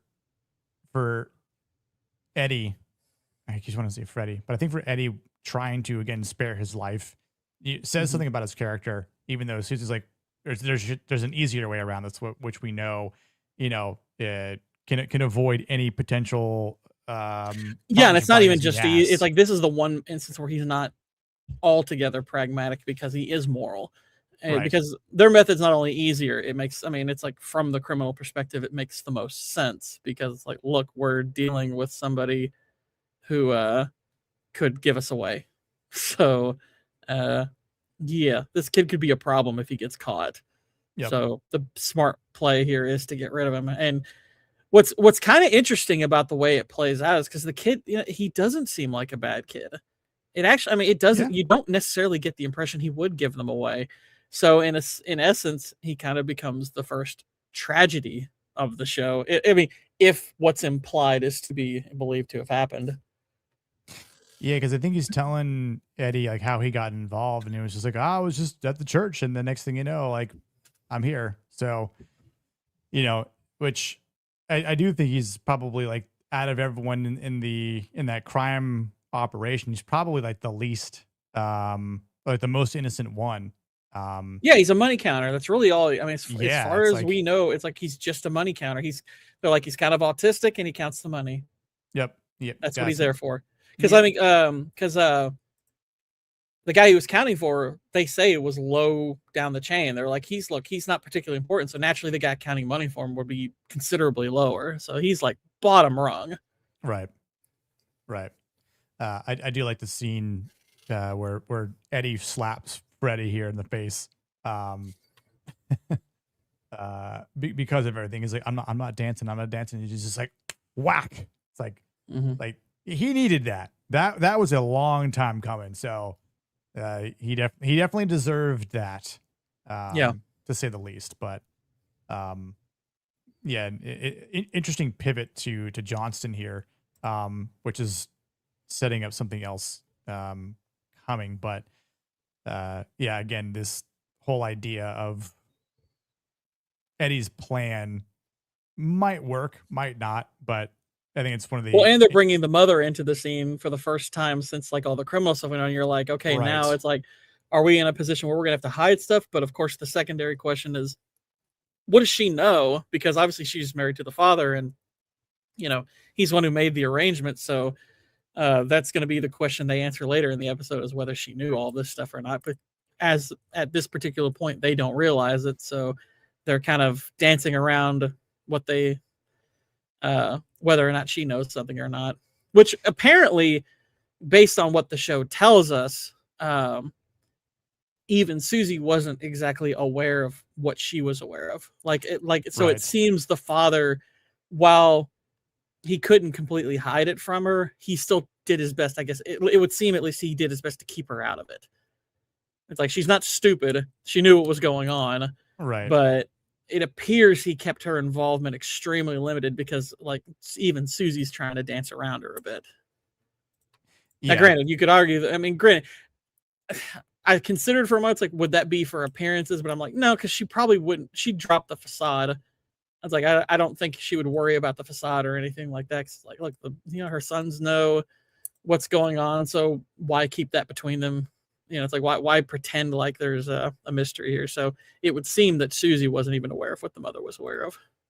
Yeah, and I think, like, while the knowledge that she has could implicate her, but I think because she was so, like, mum or silent on the word of it, it's like kind of just made her seem like she was oblivious, even though, like, she knew of a lot more than she led on to believe. And it's like she knew what was happening to her husband and Eddie's father. And I think she might have done that just to help protect maybe the family image. And I think, like, she tried to act like noble, I think, too, just to or maybe be like the respectable one at the manor. Not to say like her father wasn't, but obviously, like, him being involved in this kind of he was essentially poisoned over time. So it's like he got corrupted a bit. But I like the conversation, like I said earlier, between Eddie and his mother, because I think he does believe that discipline that he has will preserve him and the family. But this whole scene here with the Gospel John and his boys, like, kind of seems intimidating, even though he says, like, I don't mind them. They're good lads, but yeah, he's taken aback by, it's like, oh wow, you live in this giant ass manor, like, okay. Well, let's get cracking. Nice to see Fredward again, because last time we saw him was in the freezer, where he told him to repent, of course.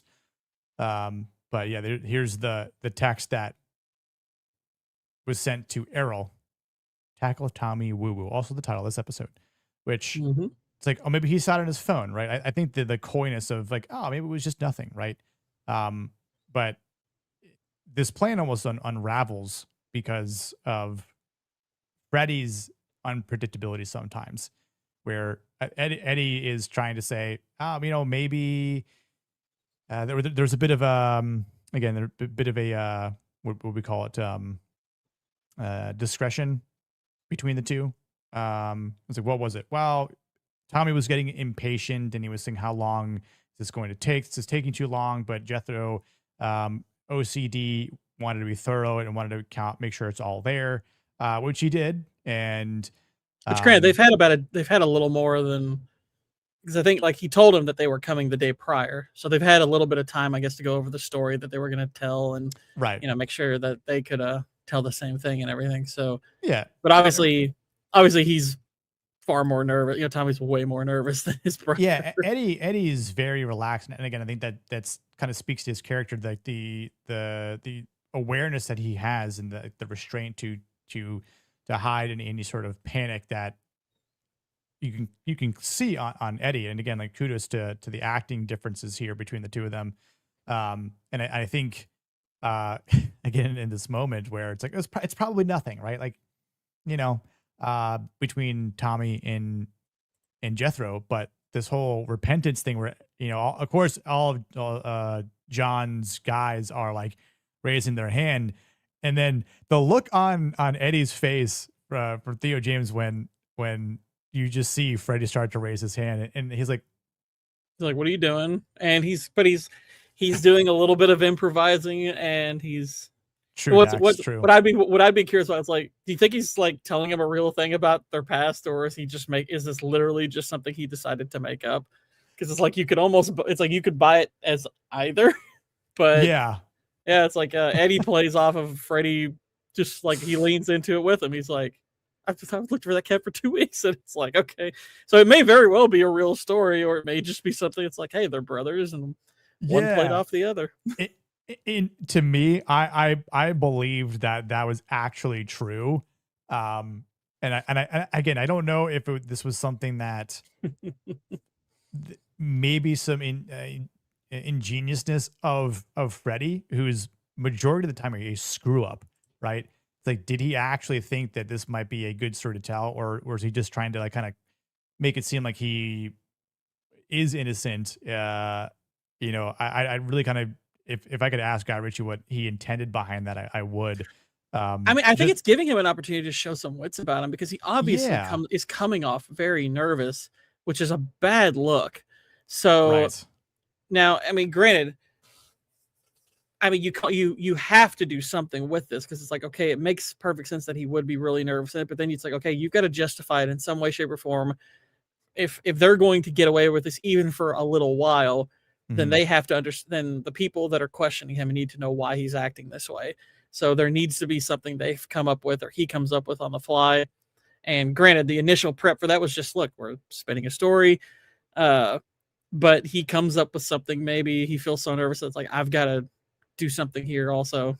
And he comes up with that, and he calms down. It's like he kind of finds his wits a little bit. yeah, And it's like, it's a nice little character moment for him. I agree. And the fact that Eddie shows like he's actually bothered by it is like, it's like, what? It's like, I thought, you throw in the cat in the lake and that's how they learn to swim. And it's like, I was looking for that cat for 2 weeks. But it works out for them. They are now leaving. Again, there's just this weird moment. It's like, it almost makes it seem like we as the viewers think, okay, they're in the clear, but writing Guy Ritchie's like, wait, hold on. John the Gospel feels something. And even just that sense of like, I just had this feeling that my brother's spirit has moved on, and I'm just like, His damn, spirit like, is not in his body, which yeah, it's, well, what's cool about this scene is because, like, look, Guy Ritchie movies, he does it in such a style to where yeah, you could totally buy that maybe this guy just has that deep a spiritual connection, or right, it's just the fact that he's not really buying what they're telling him, and he's like, I think you all killed him, or he's dead, and something's fishy's going on here. Uh, and so he's playing into, this persona that he's built up, yep, and this is his way of kind of letting them know that I know something's going on. But there's a number of ways you could take this, and it's pretty cool. It adds a nice bit of aura to Gospel John. yeah, I agree. It's like maybe he thinks I don't I don't truly believe them, but And him being whose hand does he squeeze the hardest? Obviously, is he right, squeezing Freddy's hand the hardest? right. So it's like if I might believe Eddie here, but I don't really believe Freddy because I know what type of person he is. So, and I think of him also being a religious man, even though he's a criminal, he could probably believe, you know what, we'll walk away for now, but maybe in due time the Lord will presenteth the real accuser, and we will come to the bottom of this and know who actually killed my brother. Well, you could Um, even make us like you could even like take it in a certain symbolic sense, like he's grabbing their hands to see which has blood on it or something like that. There's a number of really yeah, interesting symbolic ways you could look at sweat, this. like just Yeah, but yeah, a there's the lot of different practical thing. things. It's like whose hands are sweating, maybe whose pulse is heightened, or Right. it's like that's more of the practical look. Or like I said, yeah, you could, because the Freddie brought up like the whole thing with Cain and Abel earlier, so there's a Yep. lot of like reference to scripture and Some whatnot in this Bible show stuff. and Yep. everything. But what's the thing that Cain is famous for? It's like this is the first instance in history we have of somebody having blood on their hands. Yep. Because Cain murdered his brother, and it is kind of played almost in that my brother's blood is crying out from the earth to me. It's almost feels kind of similar to that. Yep. I agree. And the whole eye opening, like, are we done now? Are we done?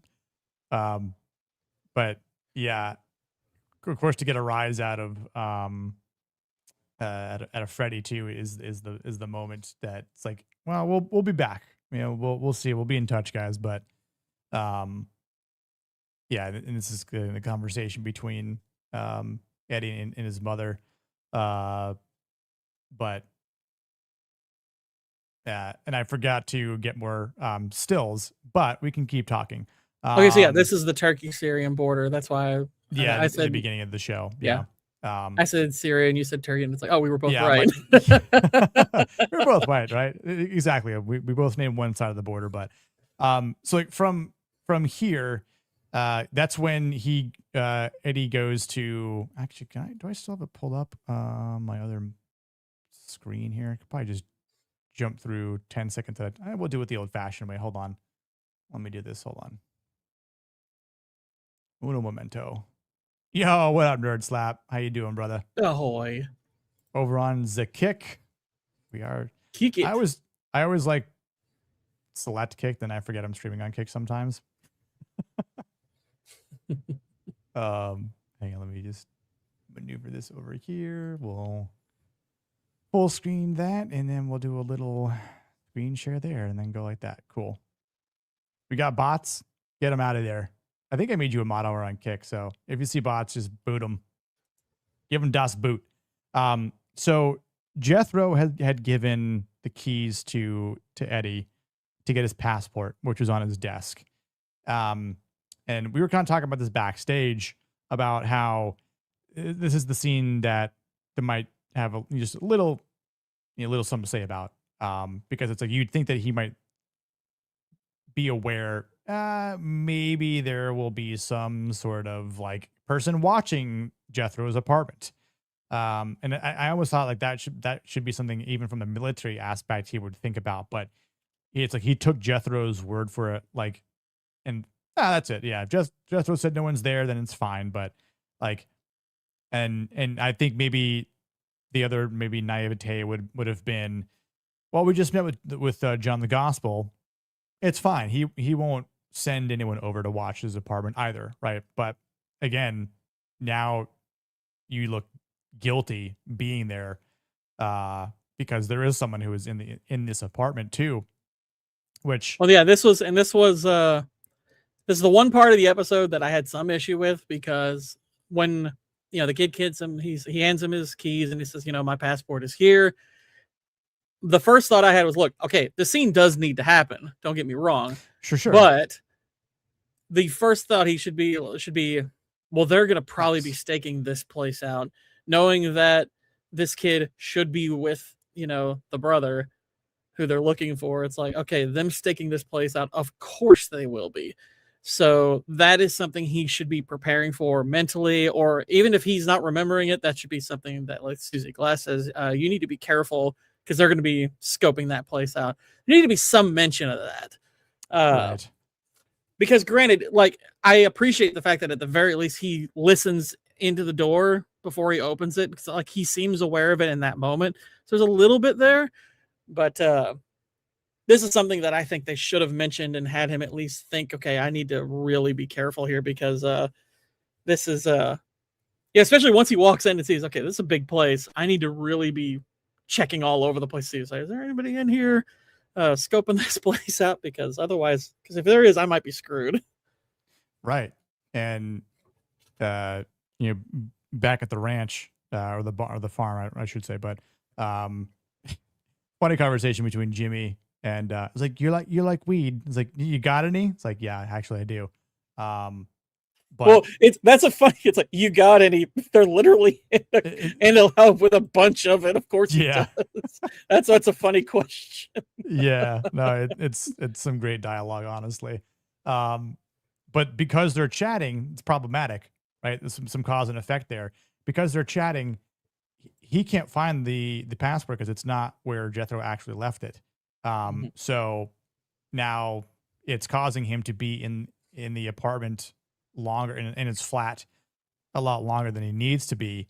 Because I think if it was actually there, or just if he picked up the damn phone, Eddie could have been in and out and been good. But because of this conversation here that Jimmy is having with him, being a bit problematic, it smells disaster for Eddie now, because now we see in the left hand side, oh look, there's someone here. Now One gonna get other interesting. detail they probably should have done maybe a little bit of justifying is, why is his passport of all things just now? Granted, obviously Europe's not quite like the United States, so their countries are close. So I guess you need your passport going place to place. So it's not. They probably have their passport a little bit more on the ready than we might, because for us going out of country is a bigger deal. Yeah. So this could just be my American brain, considering the scene the way an American might look at it. But yeah, it's. I mean, I guess maybe a little something to note. Why is his passport just kind of lying around outside of its normal place? Was he planning a travel to somewhere else? Had he recently gone somewhere else? Granted, maybe it is a detail in the dialogue that I just missed, but I don't recall them, saying anything about him being in another place, like recently or anything. But it could be something that's mentioned offhand, but I don't recall. Yeah, and he sees it on the table, but he unfortunately steps on the the 1/4-inch plug and unplugs the dude's headphones, and as a result, has given himself away, and now fight commences. And again, this is a do or die situation for Eddie, and lucky for him, he does get the upper hand and is able to he takes his life, which again puts him in a bit of a dilemma, where it's like, okay, well now I'm in someone's flat where I shouldn't be, because we're supposed to be innocent here, then we have no idea where Jethro is, yet I'm looking for Jethro's passport, and I just killed a dude that was stoking it out.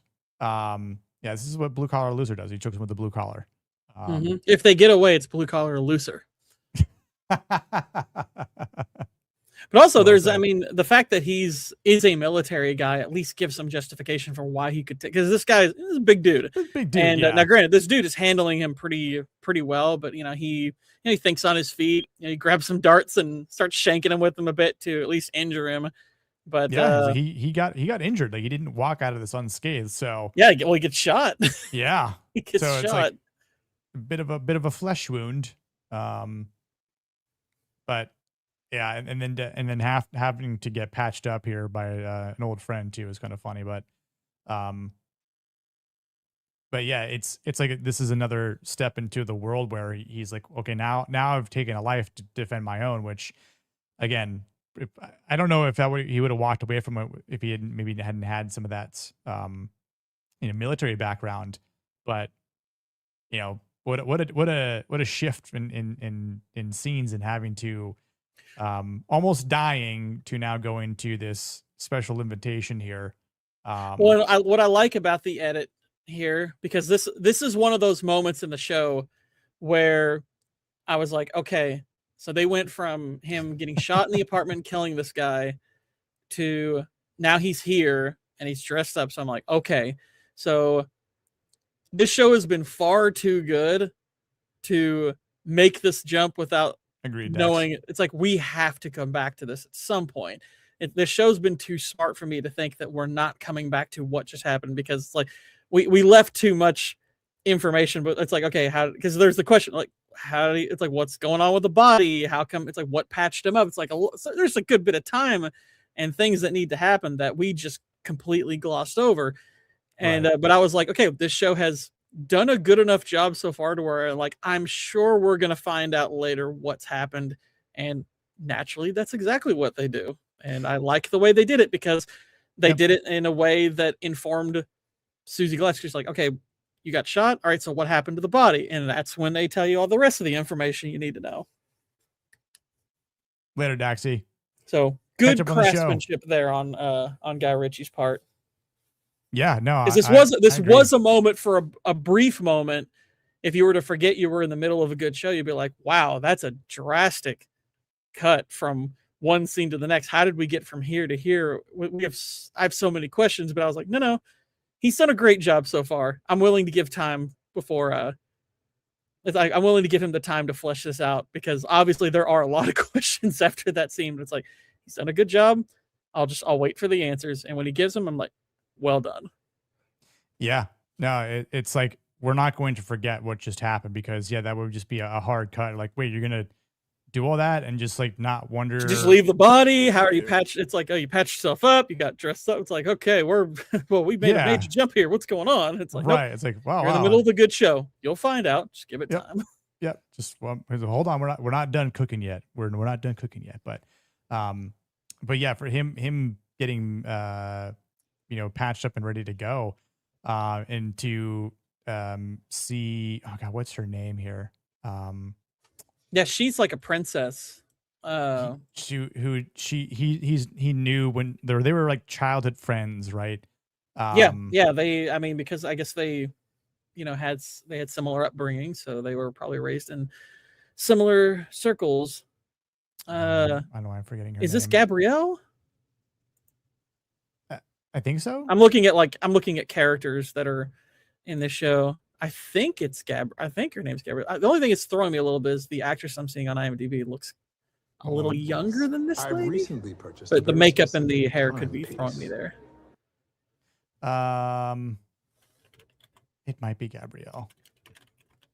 No, it's Princess Roseanne. Rosie. Okay, that's right. He calls her Rosie. That's right. All yes. right. Yeah. And he's like, "Hello, Rosie." Yeah, Okay. Gaia Weiss. Gotcha. She's a French actress and model. Well, what else was she in? Just kind of quickly looking at it. She was in not much film wise that I've seen. I'm looking for her in the credits. She can't just be in one episode. I would assume she comes back earlier than that. She's in multiple episodes. Yeah. She's in 3 episodes. Not that's a spoiler, but Prince. Okay, I'm sorry. Gaia Weiss. Yeah, I can't say I know her from a lot or anything. Okay, she's in Vikings, and she's in a decent little chunk of that. Yeah. So. Okay. And she did some voice work for Assassin's Creed Valhalla. Totally forgettable. Yeah. Some work. Yeah. Not a big. She's only been around. She's only been acting since like 2012. It's got like 25 credits. Yeah, not bad. How old is she? She's like what? Born in 91, so that would make her what, 35? Almost 35. Yeah, she's almost 35. She turns 35 on August 30th. Mm-hmm. So, 5'11". You can tell like she's tall even in the show. Which makes sense being like a model. So, but yeah, it kind of gives some interesting background too for Freddie. Sorry, for Eddie. Like seeing a childhood friend out of all places at Stanley Johnston with a T. But what's good is the fact that, okay, because there was like the initial part of my brain, I was like, okay, that's coincidental. He'd run into somebody else, but then you're like, well, wait a minute. He's in a royal family. You find out, okay, this is a royal person, and you're at the house of somebody who collects aristocrats. Yeah. And I'm like, yep. It's somewhat coincidental, obviously, but it's like, it's a justified coincidence. It's like, I don't think that's crazy or anything. Oh no, I agree. And this whole shtick about the watch. I like that scene. Great scene. It shows that Susie is worked on her cover a lot. It's like her cover. She's as well versed in that as she is in her actual profession. Yeah. So she gauges how much it's worth. And we'll do a little. It's like I think it starts right here. Which I think is obviously just trying to impress her, but I respect Susie because it's like, not much is really this isn't impressing her. This is not what she's really after. Which I'd also say for Stanley, it's definitely in the realm of Stanley Johnston's. Like, let me just try and throw all this fancy, stuff at you. I just remember thinking of another scene in this series that you'll probably laugh at, but I respect Susie for how she deals with Stanley here.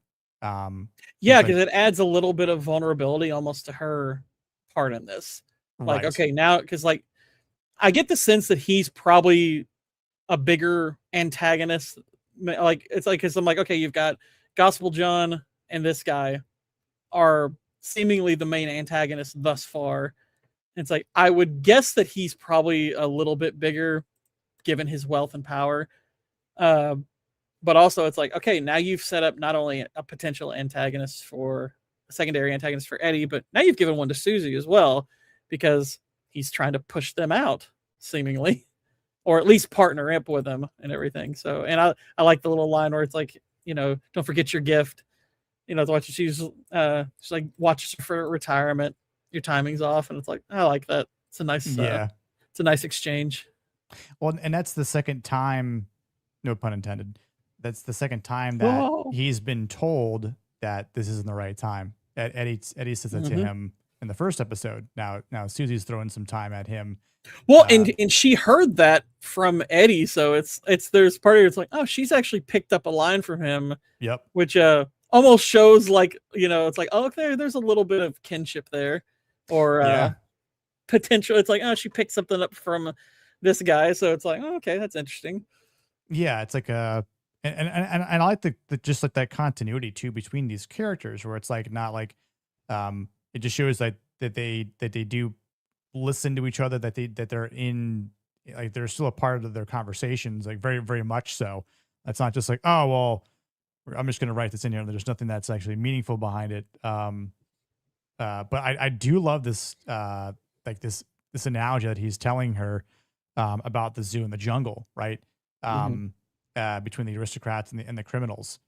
Which, granted, the jungle stuff also does come from the movie too, so that's the other cool little, because there's a lot of stuff about the jungle and stuff in the movie, but yeah, it all works.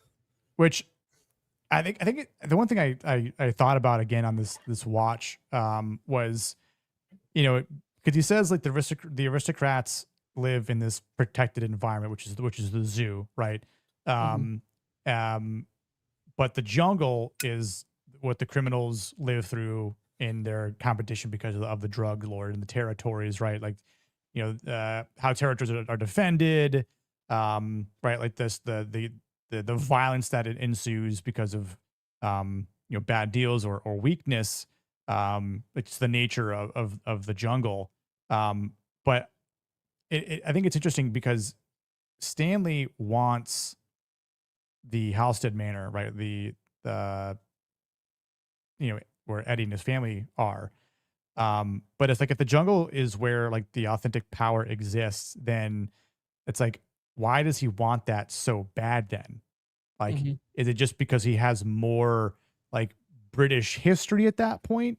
Like, or is it because like the zoo provides more history in an essence, and like that manor is a part of history? So like he just wants to keep expanding his like social prestige to everyone. Like, look how vast like my realm is.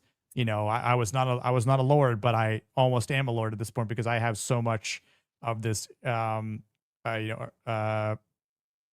aristocrat history here because of all the British like wealth I've acquired, even though I'm not. Well, British what's fascinating myself. is you could argue that their manor is it's the zoo and the animals, because it's literally, it's like you've got the aristocratic facade, and on the inside are the criminals, making the drugs and stuff. So it's literally the zoo with the animals. It's now, granted, I mean, my guess is it's not merely symbolic why he wants it. I mean, I'm sure it's, something that could help his operation, but yeah, there is that nice symbolic quality it has.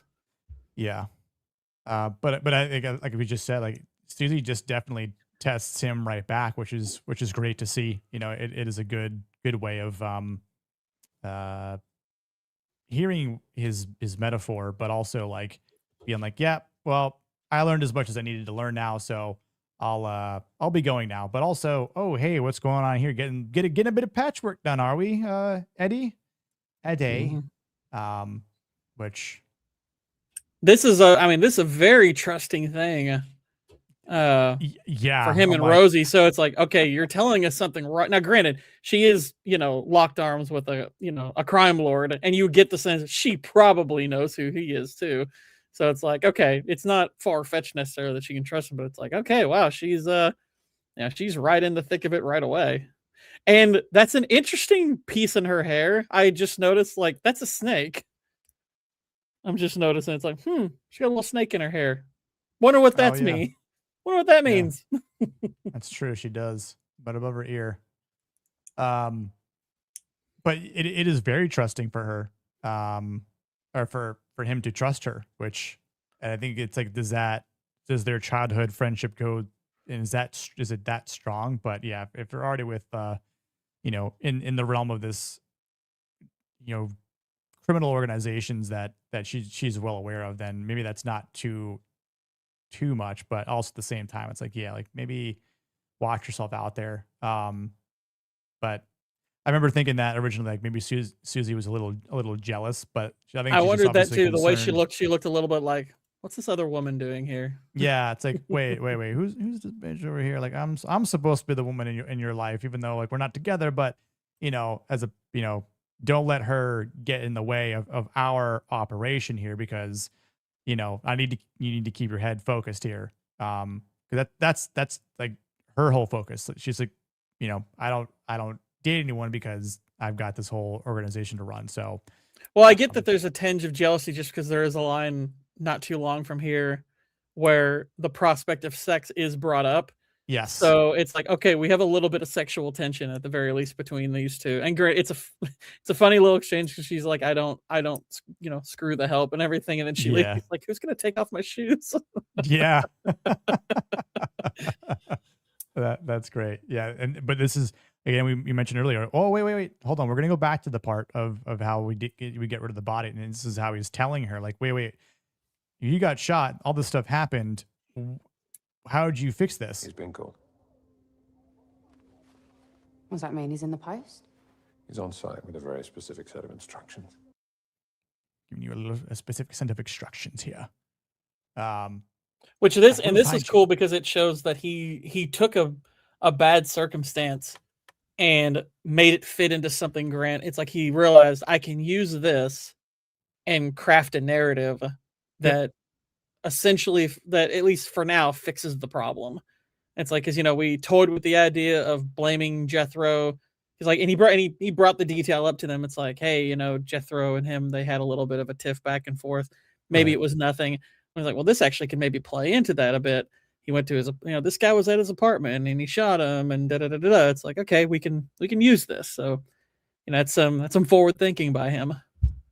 Yeah, and she did. Susie did say, "I'll give you 24 hours to resolve this. Otherwise, we're going to do it, my way," which is off with his head. So, again, an unfortunate circumstance did allow him to solve the greater puzzle here, which is how to get Jethro to safety. And then this is where he says, "Who's going to take my shoes off?" Which I think it's right here. You still here? Don't flatter yourself. I don't fuck the help. Because when they initially walked in, she said she poured them and she says, "Here, I'll take your shoes off." And and then he sits down and then she says that to him, and then she walks up. He's like, "Who's gonna take my shoes off?" Yeah. Let's see if I can get it right here. Night, killer.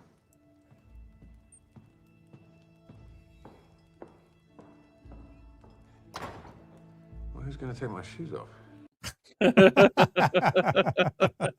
Again, it's just like nice little comedic lines that are just, not overdone or drawn out or like just. I mean, am I wrong for thinking he's almost like Bond-like in that moment? Yeah, he comes off a little Bond-like in that moment. I liked it. Yeah, and that's not me saying like I would pick him to play James Bond, because I do think he maybe looks a little boyish, even though, granted, he's like 41 now, but I do think like the way he plays this character, at least in that particular moment, because he's got the suit, he's got the alcohol, he just the pretty lady in the room with it. It's like came off like James Bond in that moment. I was like, I like that. It's pretty good. Yeah, that whole I think even just even we're going to the apartment and then having to like kill the guy, gets hurt, goes to like a gala event, dressed up nice but is wounded. It definitely feels like something very Bond esque. Hmm. But yeah, I don't think, which is it might be weird, and again not to say that yeah, isn't Guy Ritchie wanting to direct Bond again? I think he wants to, right?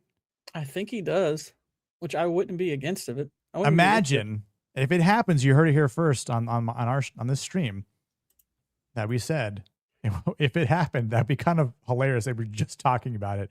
Because like okay, Gemma says I think it would be a good Bond. Like, and my concern again, I'm sure a lot of people's concern is that they're not going to pick a good Bond, and so it was almost like, is he too old, right? Because if Theo James is 41 years old now, right? Like whenever they're going to start this, he's going to be later in his 40s. So now you're going to have an older Bond at that point. Not to say that they couldn't work, but you'd have to be like, here's an already veteran 007 agent that needs to be experienced. And I think Ritchie went to MGM to direct Bond, and then they didn't hand in the reins.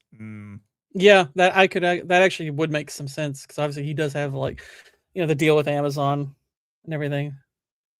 They're gonna make Bond gay. I hope not, man. You want to talk They're about going in a new direction, so it won't surprise me. Oh yeah, that statement that what's your face made. Was Brosnan in his 40s? I thought he was in his late 30s, but not that that's I really far don't know off, how old was Pierce Brosnan when Goldeneye. I'm gonna look it up. Yeah, We'll the do it internet live. be like it. Yeah, Internet be good like it. But I just know Pierce was the best Bond, and I don't care. I know everyone loves Sean Connery, and he had obviously the best Bond filmography. I agree with that, but Pierce Brosnan's the best. Yeah, Bond. I think he is. I think Brosnan plays a good Bond. It's the I think it's just the setting of some of those movies that are just so, cartoony. I mean, I enjoyed them. Yeah, he was like 42, and he's 42 when Goldeneye came out. Oh, 42? That's not bad. I mean, again, if they were already starting to do it, try out for Bond. Go for it, man.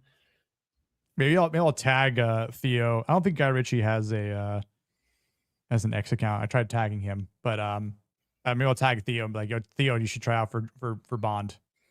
Mm-hmm. You got this dog. You get that dog in you. You can do it.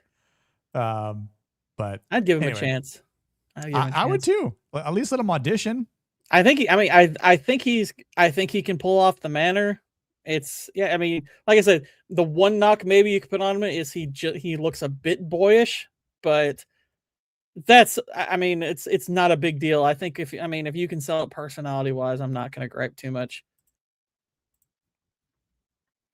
Guy Ritchie left Warner, which didn't make sense at the time.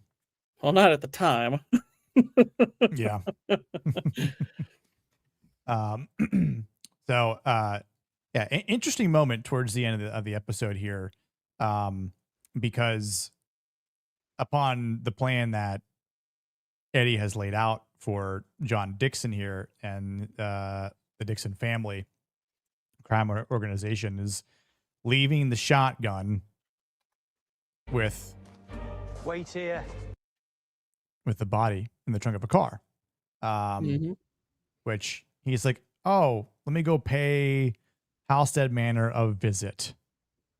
And this is like, I think this is a little plot thread that I'm like, okay, this can't be an oversight. So, because that's a very specific rifle he left. And so, which means he would have specifically asked the cleaner guy to bring that rifle. So it's like, okay, why'd you pick that? Because like, this is definitely not an oversight. It's like, it's like, it can't be an oversight. So what's the purpose of it? So there's a bigger portion to this plan. And I'm like, okay, cool. We've added some intrigue to it.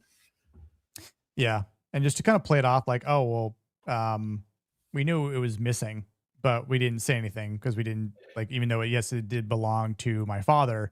Eddie is telling John, of course, but it's like, oh, well, I mean, we don't leave the gun the gun room locked. So maybe when he was leaving, he just went in there and took it. Like, but which is interesting because John doesn't reject that notion. It's kind of like,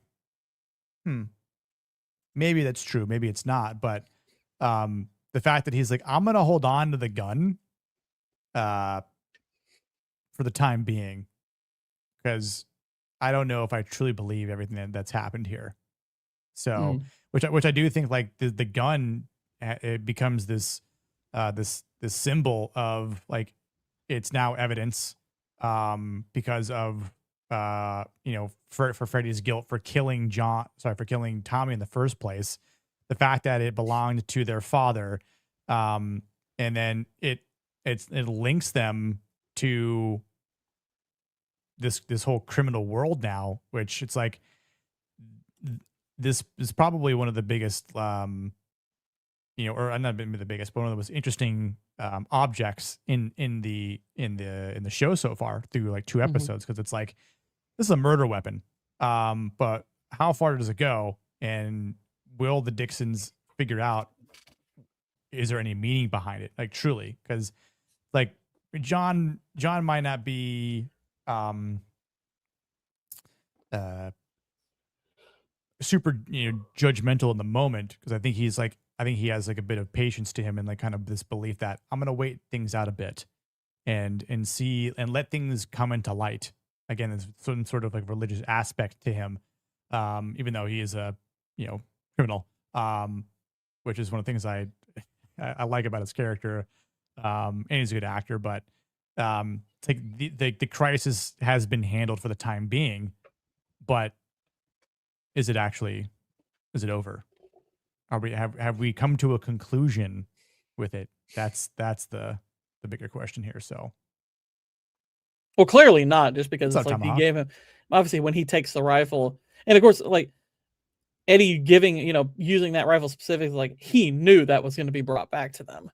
So it's like, that's why it's like, it's clearly not an oversight. He wanted it brought back to him. The question is why. So what is, now, I mean, obviously part of him is like, okay, we still have something bigger we have to do with these guys. So yeah, he's, now granted, it would probably be a little bit far-fetched to assume that he knew that they would take the rifle with them. But yeah, I'm very curious how this is all going to play out, based on, him giving them the rifle. Because it's like, you could have used a number of things. Granted, obviously, if you're going to have them find the body of his brother, you're going to see that he was shot with a shotgun, but that doesn't necessarily imply that it had to be that shotgun. So why did he pick specifically that shotgun? Right. I don't know how many guns they had on hand, which I know they have some more. Well, he said they had a gun locker. Yeah. I don't remember what the final count is or was, but yeah, they probably could have picked another one without that one just being so specific and unique, as well. But and I think a great way to kind of end the episode too is like, okay, well, it's time to show my drug fiend brother the operation, which was quite an interesting approach. Well, he had to show, it's like, well, where did all, it's like, it had to happen at some point.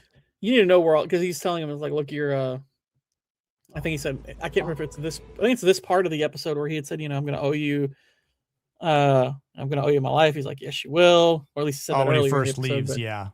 But this, and now he's like, it's kind of helping him put together. It's like, where do you think this money came from? And everything's like, well, you need to know what's going on, because he's like, I mean, he's not going to be able to hide it from him for very long. It's like he's going to know something's up.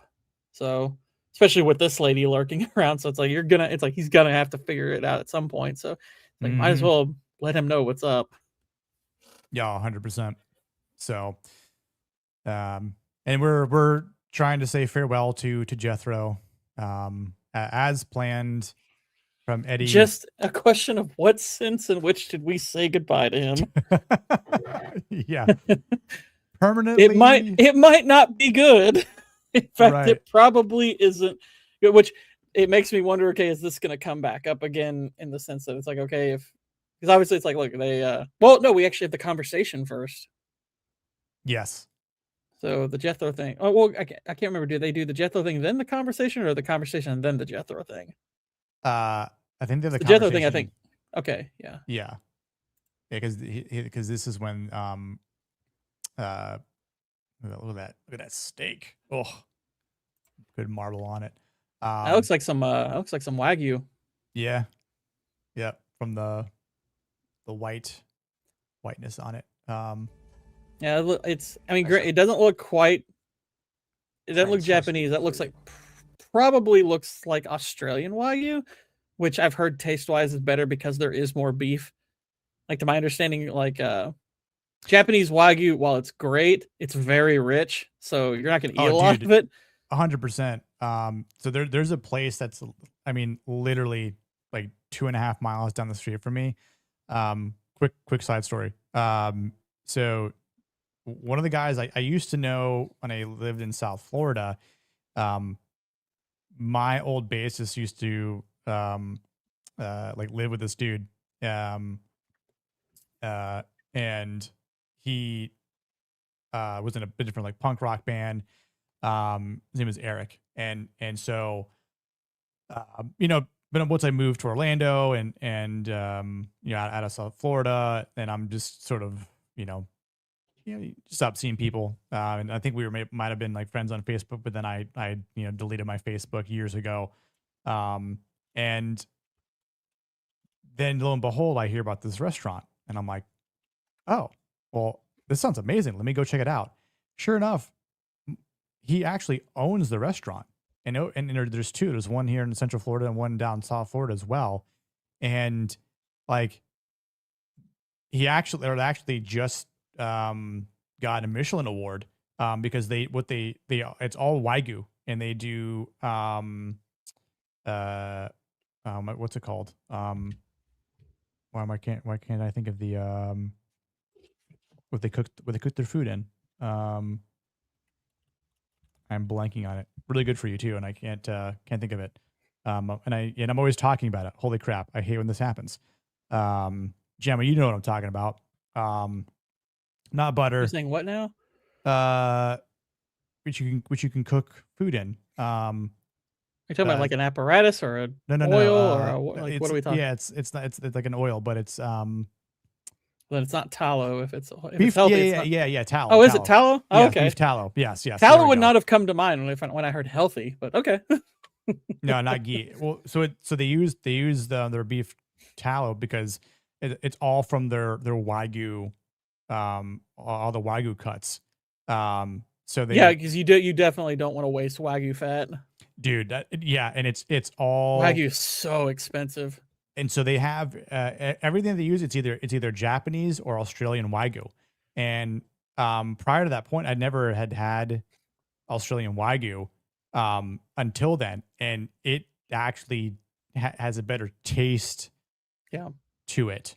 Because Wagyu, like Australian, Japanese Wagyu is basically 50-50 on meat to fat ratio. Yeah. I mean, it's impressive. I mean, from what I understand, it is like butter, like it's very rich going down. Yep. And you're probably not gonna like that. Looks like maybe those are like 8-ounce fillets. Yeah. Which if it were Japanese Wagyu, like I said, it would look different, and those would be like between $100 to $300 a piece. Oh yeah. And that's no restaurants involved with it. Those are like $100 to $300 steaks. I mean, granted, it depends on the cut, obviously. True. But those look more like Australian Wagyu because it looks more like a 70-30 ratio. And yeah, but like I said, Australian Wagyu, from what I understand, is better tasting because there is more beef to it. Yeah, I told Niad about it too because when he was here for MegaCon. Yeah, those do look like New York strips, Waylon. Because they look like the other half of the T-bone. Yeah, those look like New York strips. I think he even says too here. He mentioned sirloins at one point, but not with those. I think the sirloins are the other cut he mentions. So those look like, now those are fillets. Fantastic fillet. Yeah, those are filet mignons. So Yeah. so that would, so in other words, what's on the grill now is probably the strip because that's part of it. The T-bone is the filet and the New York strip. Yep. Which, Oh, yeah, those are some damn good steaks. I want steak now. Damn it! I know. I was like, now I want a steak. Now I want a steak. Give me a steak. I know. Probably not good to eat a steak this late at night, but if it was some nice Australian Wagyu, I would definitely just be like, I wouldn't whatever. care. It's like I'll stay up later just so it is the right time. Yeah, I know. Who was pulling the pork? That was me. That was me. I've got some whiskey cider. Nice. Yeah. But yeah, I think this is where we're getting the explanation. But this is all the first time Eddie gets to meet Bobby Glass. Mm-hmm. So it is kind of upon his request. Which again, the open prison looks so harsh for him. I mean, it might say it's cold, but I mean, guys, in a nice, probably, it looks beautiful there, of course, if you're into that type of scenery. Very scenic and open. He's like, they get to play golf. So I'm like, yeah, this is hardly a harsh sentence. You got it's a like, personal I think chef. He's doing all right. Yeah. Some damn good steak. You thought the gangsters and Goodfellas had it all right. It's like they ain't got nothing. They'd be freaking jealous as hell right now. They're like, dude, we're getting shafted. Yep. Which this is more like house arrest on like a mansion property. Right. Yeah. Like offshoot property that I have where I'm on house arrest because it's fits the needs. And look, I think it's got some sort of drinks in the background here too. Can't really quite tell by the label, but yeah, he's probably drinking well too. Might be something like sake. Oh, he brings up that didn't he say it's like Japanese whiskey or Japanese beverage? Oh, maybe it was. Say that? Yeah, it might be like something like sake or something. Or yeah, like one of those like Japanese. Could be like a Japanese whiskey too. I have a bottle of that here. But I think it wasn't like ballsy for Eddie to request this meeting, but the idea of like the operation to leave his land, like he wants out. So it's like, yep, no, I've seen enough, but I want to make my family be clean of this and be done with it. But I think the interesting paradox behind this, the ending of this is like he's going to go more deeper into the criminal business, in order to escape it. So it's like, I'll do this, but I do want to leave. Right. So how can we make this sort of deal up? But Bobby is obviously, the crime lord and has the brains around this, but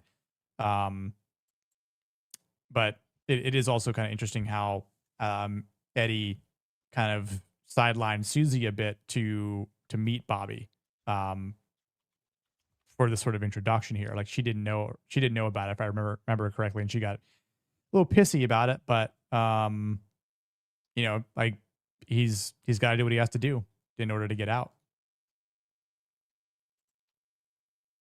And there's the other dynamic going on is he's gone over Susie's head a bit, which obviously annoys her a little, though she circumvents him a little bit at the end too, probably.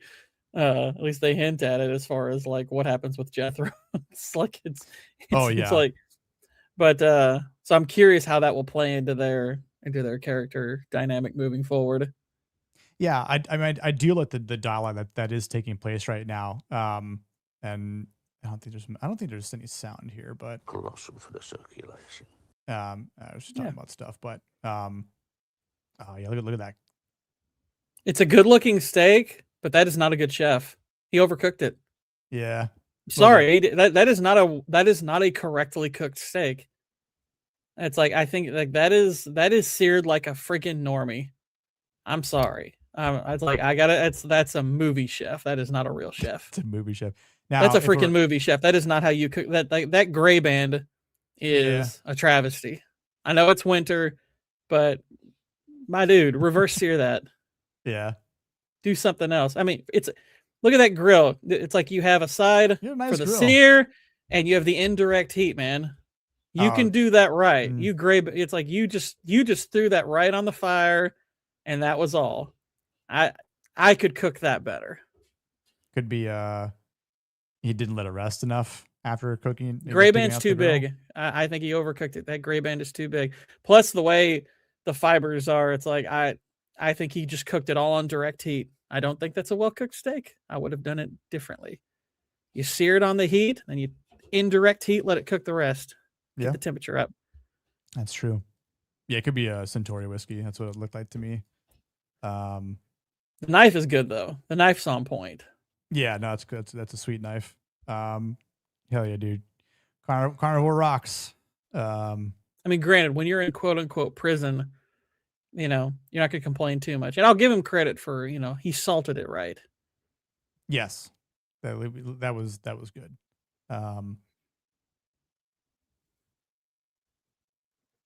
Yeah, where is? I'm always happy to see Ray Winston because I'm like, the dude's an awesome actor. Oh yeah, he is great in this. I'm trying to see where the line is. The feeling your father wants to hear what I have to say. What have you got in mind? Yeah, this is where he's talking about his plan to get out. So, and this is where he goes over Susie's head too, and she's like, "Oh, I'm all pissy about it because you didn't consult with me first, but this is the real reason why you wanted me to talk to my father. Which if you would have told me that first, I probably wouldn't have arranged it or made up some sort of line here. Like I think she's what she says. Fucking right. That's because you are an aristocratic soldier, not a South London drug dealer. Hang on. That was me that told you that. And you need me to stop you killing people.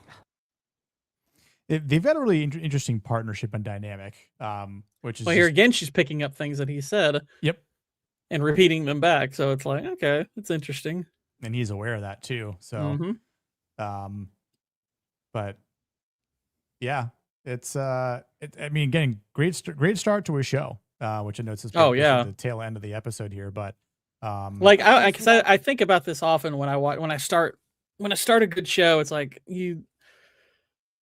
one of the immediate things I start thinking about is, okay, how does this season compare to other first seasons of great shows? Now granted, we're only 2 episodes in, so I'm not going to go that far here yet, but I was thinking, if this maintained this level of quality throughout season 1, it's like, I'd have to put this in a high echelon of, best first seasons, because this is pretty high quality.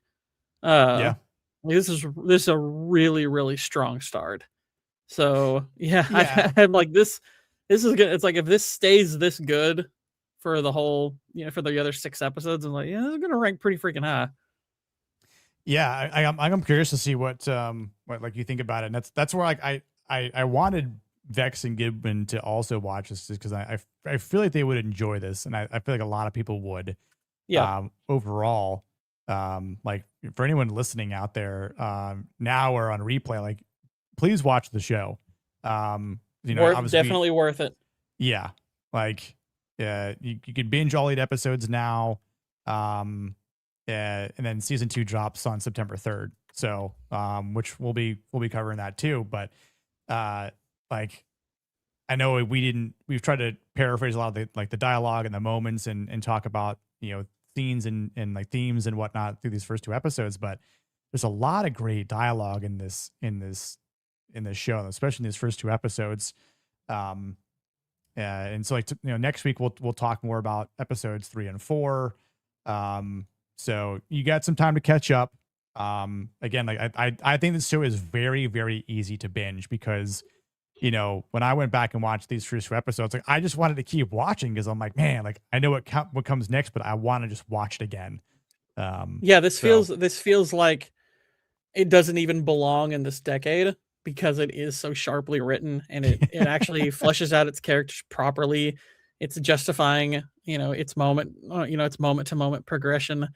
I mean, this is really, really strong stuff, and it's very entertaining. And it's, look, it's not like super bombastic, so it's not trying to distract you with colors and big explosions and stuff like that. So it's probably why, the TikTok generation rating this stuff is wildly underrating it, because they're retards who just need 20-second distractions constantly. But if you are somebody who appreciates the finer days of filmmaking and great television, this is right in that category, because this is very well made and deserves a lot more appreciation than it's getting.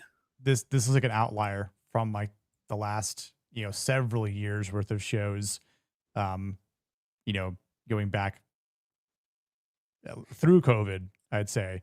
There have been other shows that have had similar writing to this. Like I'd say Mobland's another one of those good shows. Which we'll talk about. Terminal List too, which, again, there's just the type of shows, and again, Mobland, also a Guy Ritchie show. So it's like Guy Ritchie. I didn't know that. I actually did. I thought Mobland was somebody else. Interesting. Yeah, I believe it. I believe it is. Right? Am I wrong? No, the Mobland's showrunner, at least, and the showrunner and writer is Jez Butterworth. So, Guy Ritchie though is part of the creative team though. That's right. So okay. he is involved. He's one of the directors on it. So that's right. Okay, that's what it was. It's like I just started I was going back and watching some Mobland, and it was created by Ronan Bennett. So yes. Ritchie's attached. He's just not the primary. So, I mean, I'd say I don't know how much involvement, or what sort of creative efforts that maybe Guy Ritchie helped plant into Mobland, but that's another show I'm looking forward to talking with. I think Goodwin, would you worry about Mobland season 2? I mean, I worry about every show's subsequent seasons these days. I don't see how you can't anymore. Like, that's the one drawback to when you get into a show that starts off as good as something like this, because you're like, is it going to maintain? Because it's like we're peaking pretty high already. Yeah. So all right, let's see if this train can keep rolling well, because so few shows are able to maintain their momentum for an extended period of time. I'm almost thrilled to death when I find out a show only lasts like 2 or 3 seasons, because I'm like, oh, thank God it didn't overstay its welcome. Maybe that's a good sign that it's not gonna, crash and burn. Because most shows that go on too long are they're garbage after like season 4 or 5. Yeah, and honestly, I can't imagine that this show would. I mean, who knows? We don't know yet. We'll find out soon enough. But I don't even know if the show will get a 3rd season. Not to say because it won't do well, but Ritchie's he's so busy with stuff. I would assume he's not planning for this to be a really drawn out series. Right. Like, my guess is he would write something that's a little bit more short-winded, but then again, it's like you'd hope that it's like, just don't let them have any rights to extending it further than it needs to be granted. Maybe in a way that's its lack of not being over popular would work in its favor, because if it was too popular, they would just keep it running artificially. So that's what they always do. Yeah, and again, even if the season 2 ends on wait for it, an ambiguous note, whether there could be a 3rd season or not, and that's just how it ends, and then as long as it's well done, then I'll be okay with it, because I think if you got 2 great seasons of a show that is just limited like this, then it prevents anything further from being tainted, right? Mm-hmm. Like, it's just too drawn out. It's like, oh, we're doing a 4, 5, and 6 season. It's like now it's just gotten out of hand, and now it's just too diluted and doesn't hold up. And then when you're telling people to watch it, it's kind of like they might catch wind because people are now talking about, oh yeah, the 3rd, 4th, or 5th seasons of the show, which is like, super falling off, and now people are like, oh, that show, I don't want to watch it because I heard it's bad, in season 4 or 3 or whatever might happen to be. And it's like, yeah, but the first 2 seasons are great. And it's like, it's kind of like Peaky Blinders probably isn't the best example, but you could maybe even argue like Game of Thrones to a certain extent, where at least the first half of that series is good, but then tails off, obviously, for once they ran out of adaptable material, it fell off a cliff. It's funny because I was just thinking about, it's like, okay, of everything we've covered TV wise, so okay, let's see, we've got Alien Earth, which that's mind rape. We've got Dark Wolf, which is good. I like Dark Wolf. That was a good show. Had plenty of issues, but it was good. Yeah. Peaky Blinders, not terrible. It was just kind of mid at best, maybe a little worse. It's like somewhere between sort of bad, kind of mid overall. Season 3 of Primal, shit. And this is, so TV wise, this is the best thing. This is the best thing we've covered, I think, so far. I think so too. I would probably rate like, okay, and as much as I liked Dark Wolf, I don't know if Dark Wolf has any episodes that, at least the first episode of this definitely is the best episode of anything we've covered. Definitely. I think Like, so, I would too. rate that episode probably like a 9, and this Mhm. episode, second episode, probably like an 8. Yeah, But I think that's yeah, fair. yeah, maybe think even that's a little, fair. maybe even like a notch higher than an 8, because I mean, it's like the problems aren't necessarily big, but yeah, it's like these first 2 episodes are really strong. Yeah, like that's like like a 9 out of 10 for the first season, and then the second episode, for episode 1, and then episode 2 here is like at minimum an 8, but could definitely be a little bit Yeah. higher than that. I won't Yeah. say First quite a episode, like I said, 9. I think the first episode is easily a 9. I mean, Yeah, I mean, like, the only reason this one is a little bit lower, aside from like the minor issue with the one scene, is it doesn't quite have the same peaks. right. Because that first episode has like a number of like really, really like high mark moments. So Yeah, I agree. And the kicker, the way this episode leaves off, right, with Jethro on this boat here, and then I was sound here, but let's see if I could and Jethro's on the boat, and you're like, oh, he's getting away, but then you're like, oh no. you see who this guy is. Even with the before you see him beanie. out, like, well, when they're kind of hinting, it's like, did Jethro? It's like we sent Jethro off, and she's kind of cagily saying, yeah, and it's like, and like I immediately was like, oh, they put the cleaner on the boat with them, didn't Yeah. they? And you're like, yeah, they sure did. So The moment you see Felix's face, you're like, no, he's dead. like, oh, poor Jethro, and it's like, that's kind of sad. Honestly, Yeah, that's kind of sad. it is rather Jethro's unfortunate. not a bad kid. He's not a bad kid. And again, it's like, Eddie's not wanting to get blood on his hands in that sense, just killing to keep people quiet. So Yeah, he didn't do assuming anything wrong. assuming Jethro gets killed, which is a fair assumption. I know the actor is credited for 2 more episodes, but I'm like, that might not be because he's alive. It could just be like flashbacks or allusions to him. It's like, I don't know. You've seen it, I haven't, so we'll see. But I'm like, it's a fair assumption to say they killed him.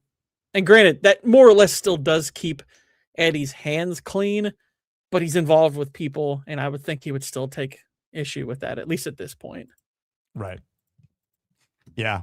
But again, like when you're looking at these first 2 episodes, it's like this is I think a great way to kind of get invested in this show, because there's enough questions to keep asking about what has happened, what will happen for Freddie, Eddie, Rosie. Sorry, well, yeah, maybe Rosie, but you got Stanley, you've got Susie, her brother, her father, who's, even though he's in quote unquote jail, slash semi-paradise, I guess. What happens to Jethro? There's the Dixon family, right? Like, there's a lot of questions that are still up in answers, and so it's like, that's why I gotta keep watching, because there's just way too much to kind of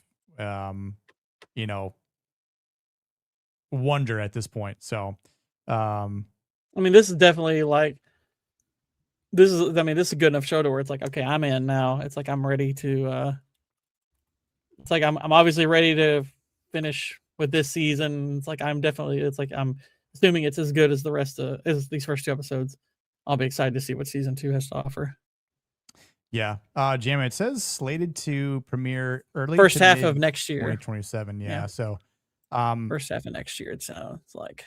I mean, I enjoyed season 1 quite a bit. I definitely think it's one of the best shows, especially new best shows to come out this year. I was kind of hoping it would just be a one-off, to be honest, though. The longer any of this stuff goes, the more I'm like, it's gonna fall off, isn't it? But I've heard the first season is pretty self-contained. It is, but I don't. Yeah, so it is. The graphic novel is good. At least.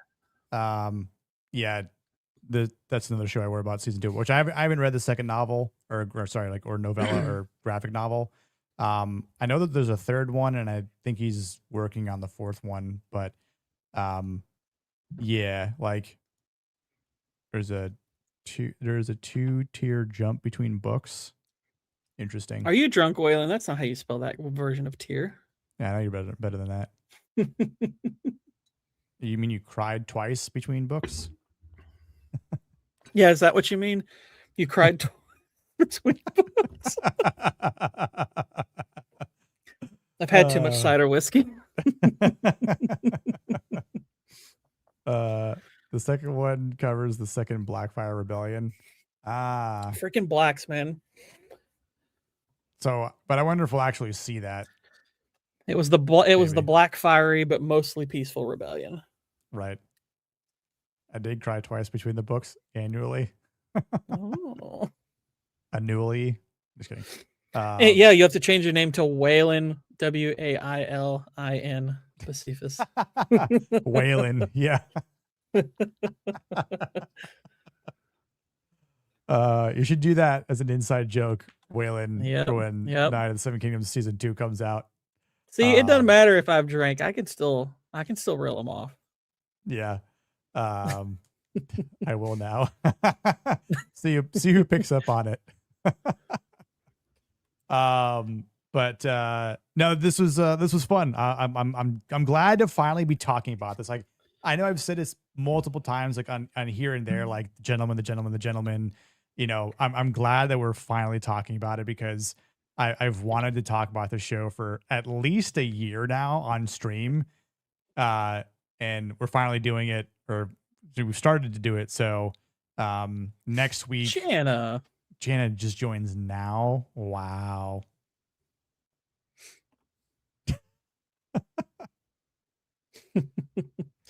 Jana, but yeah, it's as far as what I guess, because like what's exciting for this show is it's not just covering something that's pretty good. Like, I mean, I enjoyed watching The Terminalist, but it wasn't like it wasn't like an obligation to watch it, but it also wasn't something I was super stoked to watch. I was just like, yeah, okay, I'll watch it, no big deal. I was just like, okay, that was good, no problem. I enjoy watching a good thing. This, I'm genuinely excited about getting into the next thing. It's like really, like I said, 20 minutes in, I was like, okay, I'm locked in. This is good stuff. It's like, this is actually really fun to watch, and it's engaging and it's unpredictable. So yeah, this is these first 2 episodes are really, really strong. So it definitely has me excited for what's coming. Yeah, I'm definitely curious to see what you have to say. Hello, Jana. I'm definitely looking forward to seeing what you have to say for the next 2 episodes. And I hope more people watch this, Waylon.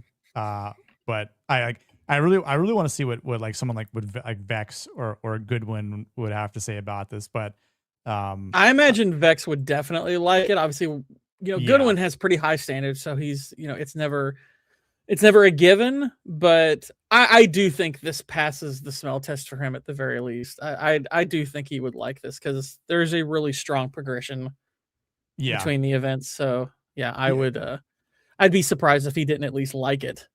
Right. I was gonna say, I think he would like it, but he might have like some criticisms, or like he'll rate it like a tad lower than we would, which at that point I'd be like, I don't care. I mean, that's fine. Right. Like I'll still rate it the way I want to. But at least he would watch it, and I'd be like, okay, see, Goodwin, I tried to make up for it after watching Peaky Blinders, but which is funny, because he was like all about watching The Terminalist, and then when I was like, we're doing The Gentleman. Wow, what is AJ doing? Funny enough, I was going to raid AJ. Should I raid someone else, Jamma? What's this? Is he watching? I never know. I have some notion of what Vex like. I mean, there's some movies that are wild cards here and there, but because I mean, there are some things, because sometimes obviously Vex, it's just like, it's something that can be good, but it won't resonate with her. I would be a little surprised if this didn't. She's liked Guy Ritchie movies in the past. There's, this movie, the show is, at least its start, isn't like so heavily laden with issues that I'd have a hard time figuring out like what would be the problem with this. So, what is AJ doing? No, you said I'm avoiding. I was just curious. You said I'm just avoiding AJ at this point. It's like, what do you mean? Are you supposed to be on there? Is that what it is? No, right. Well, so we could raid a few people. We could raid. Hold on. Let's see who's still raiding. So we could raid AJ. Let's see. Suns and Shadows. Cinevere's talking about Spider-Man. What is she doing? She's. Hold on. I just wanted to saw her streaming. She is. Well, I guess what age I have reviewing a model react to Spider-Man. I was seeing. I guess. I guess Cindy is doing a Spider-Man react to from a Mahler's video. I guess. Oh yeah, that was a good video. I mean, I didn't watch his video. I just heard what he said on. I mean, by Mahler standards, it was basically a YouTube short because it's not even 40 minutes. So right, yeah. But which will take Cindy 5 hours to go through. But I mean, it's like a 39-minute video, but it's from more of his. It more belongs in like the old, like he had his original kind of movie series was like the Unbridled Rage series. This is in that he hadn't done one of those in a while, but this is that. It's not like a full blown breakdown, but he put it together fast. I was like, wow, I have not seen a turnaround that fast since. I mean, his Fallout video was pretty quick for the first season of that show, but he had a lot of help putting that one together, which but. Yeah, 39-minute video. He had that out within like the same week that the movie released. I was like, damn, you cranked that one out quick. But it was pretty spot on as far as like the problems that movie has. I mean, yes. I didn't hate watching the new Spider-Man, but the ending really crashed it. I was like, that last third of it, I was like, you all really tanked this movie with that last third. Yeah. That last third was not good. I love Pete Holmes' Batman videos, and those are videos like I could just watch and react to because they're so bloody those good. Are hilarious. Those are so funny. Maybe that's what I'll do on Friday afternoon. Just be a funny stream. I don't know, but. So yeah, for everyone watching, we're gonna talk episodes 3 and 4 of The Gentleman season 1. So you've got time to watch 1 and 2 in case you haven't, and then watch 3 and 4. So easy binge. I'm telling you, easy binge to watch Hour the a first half of day this for the next 4 days. You'll be good. It'll be worth it. Yes, it's a really good show. It's a really good show. Yep. I'll say at the end of it, you'll be like, wow, that was actually good. And I can't wait to watch the next half. But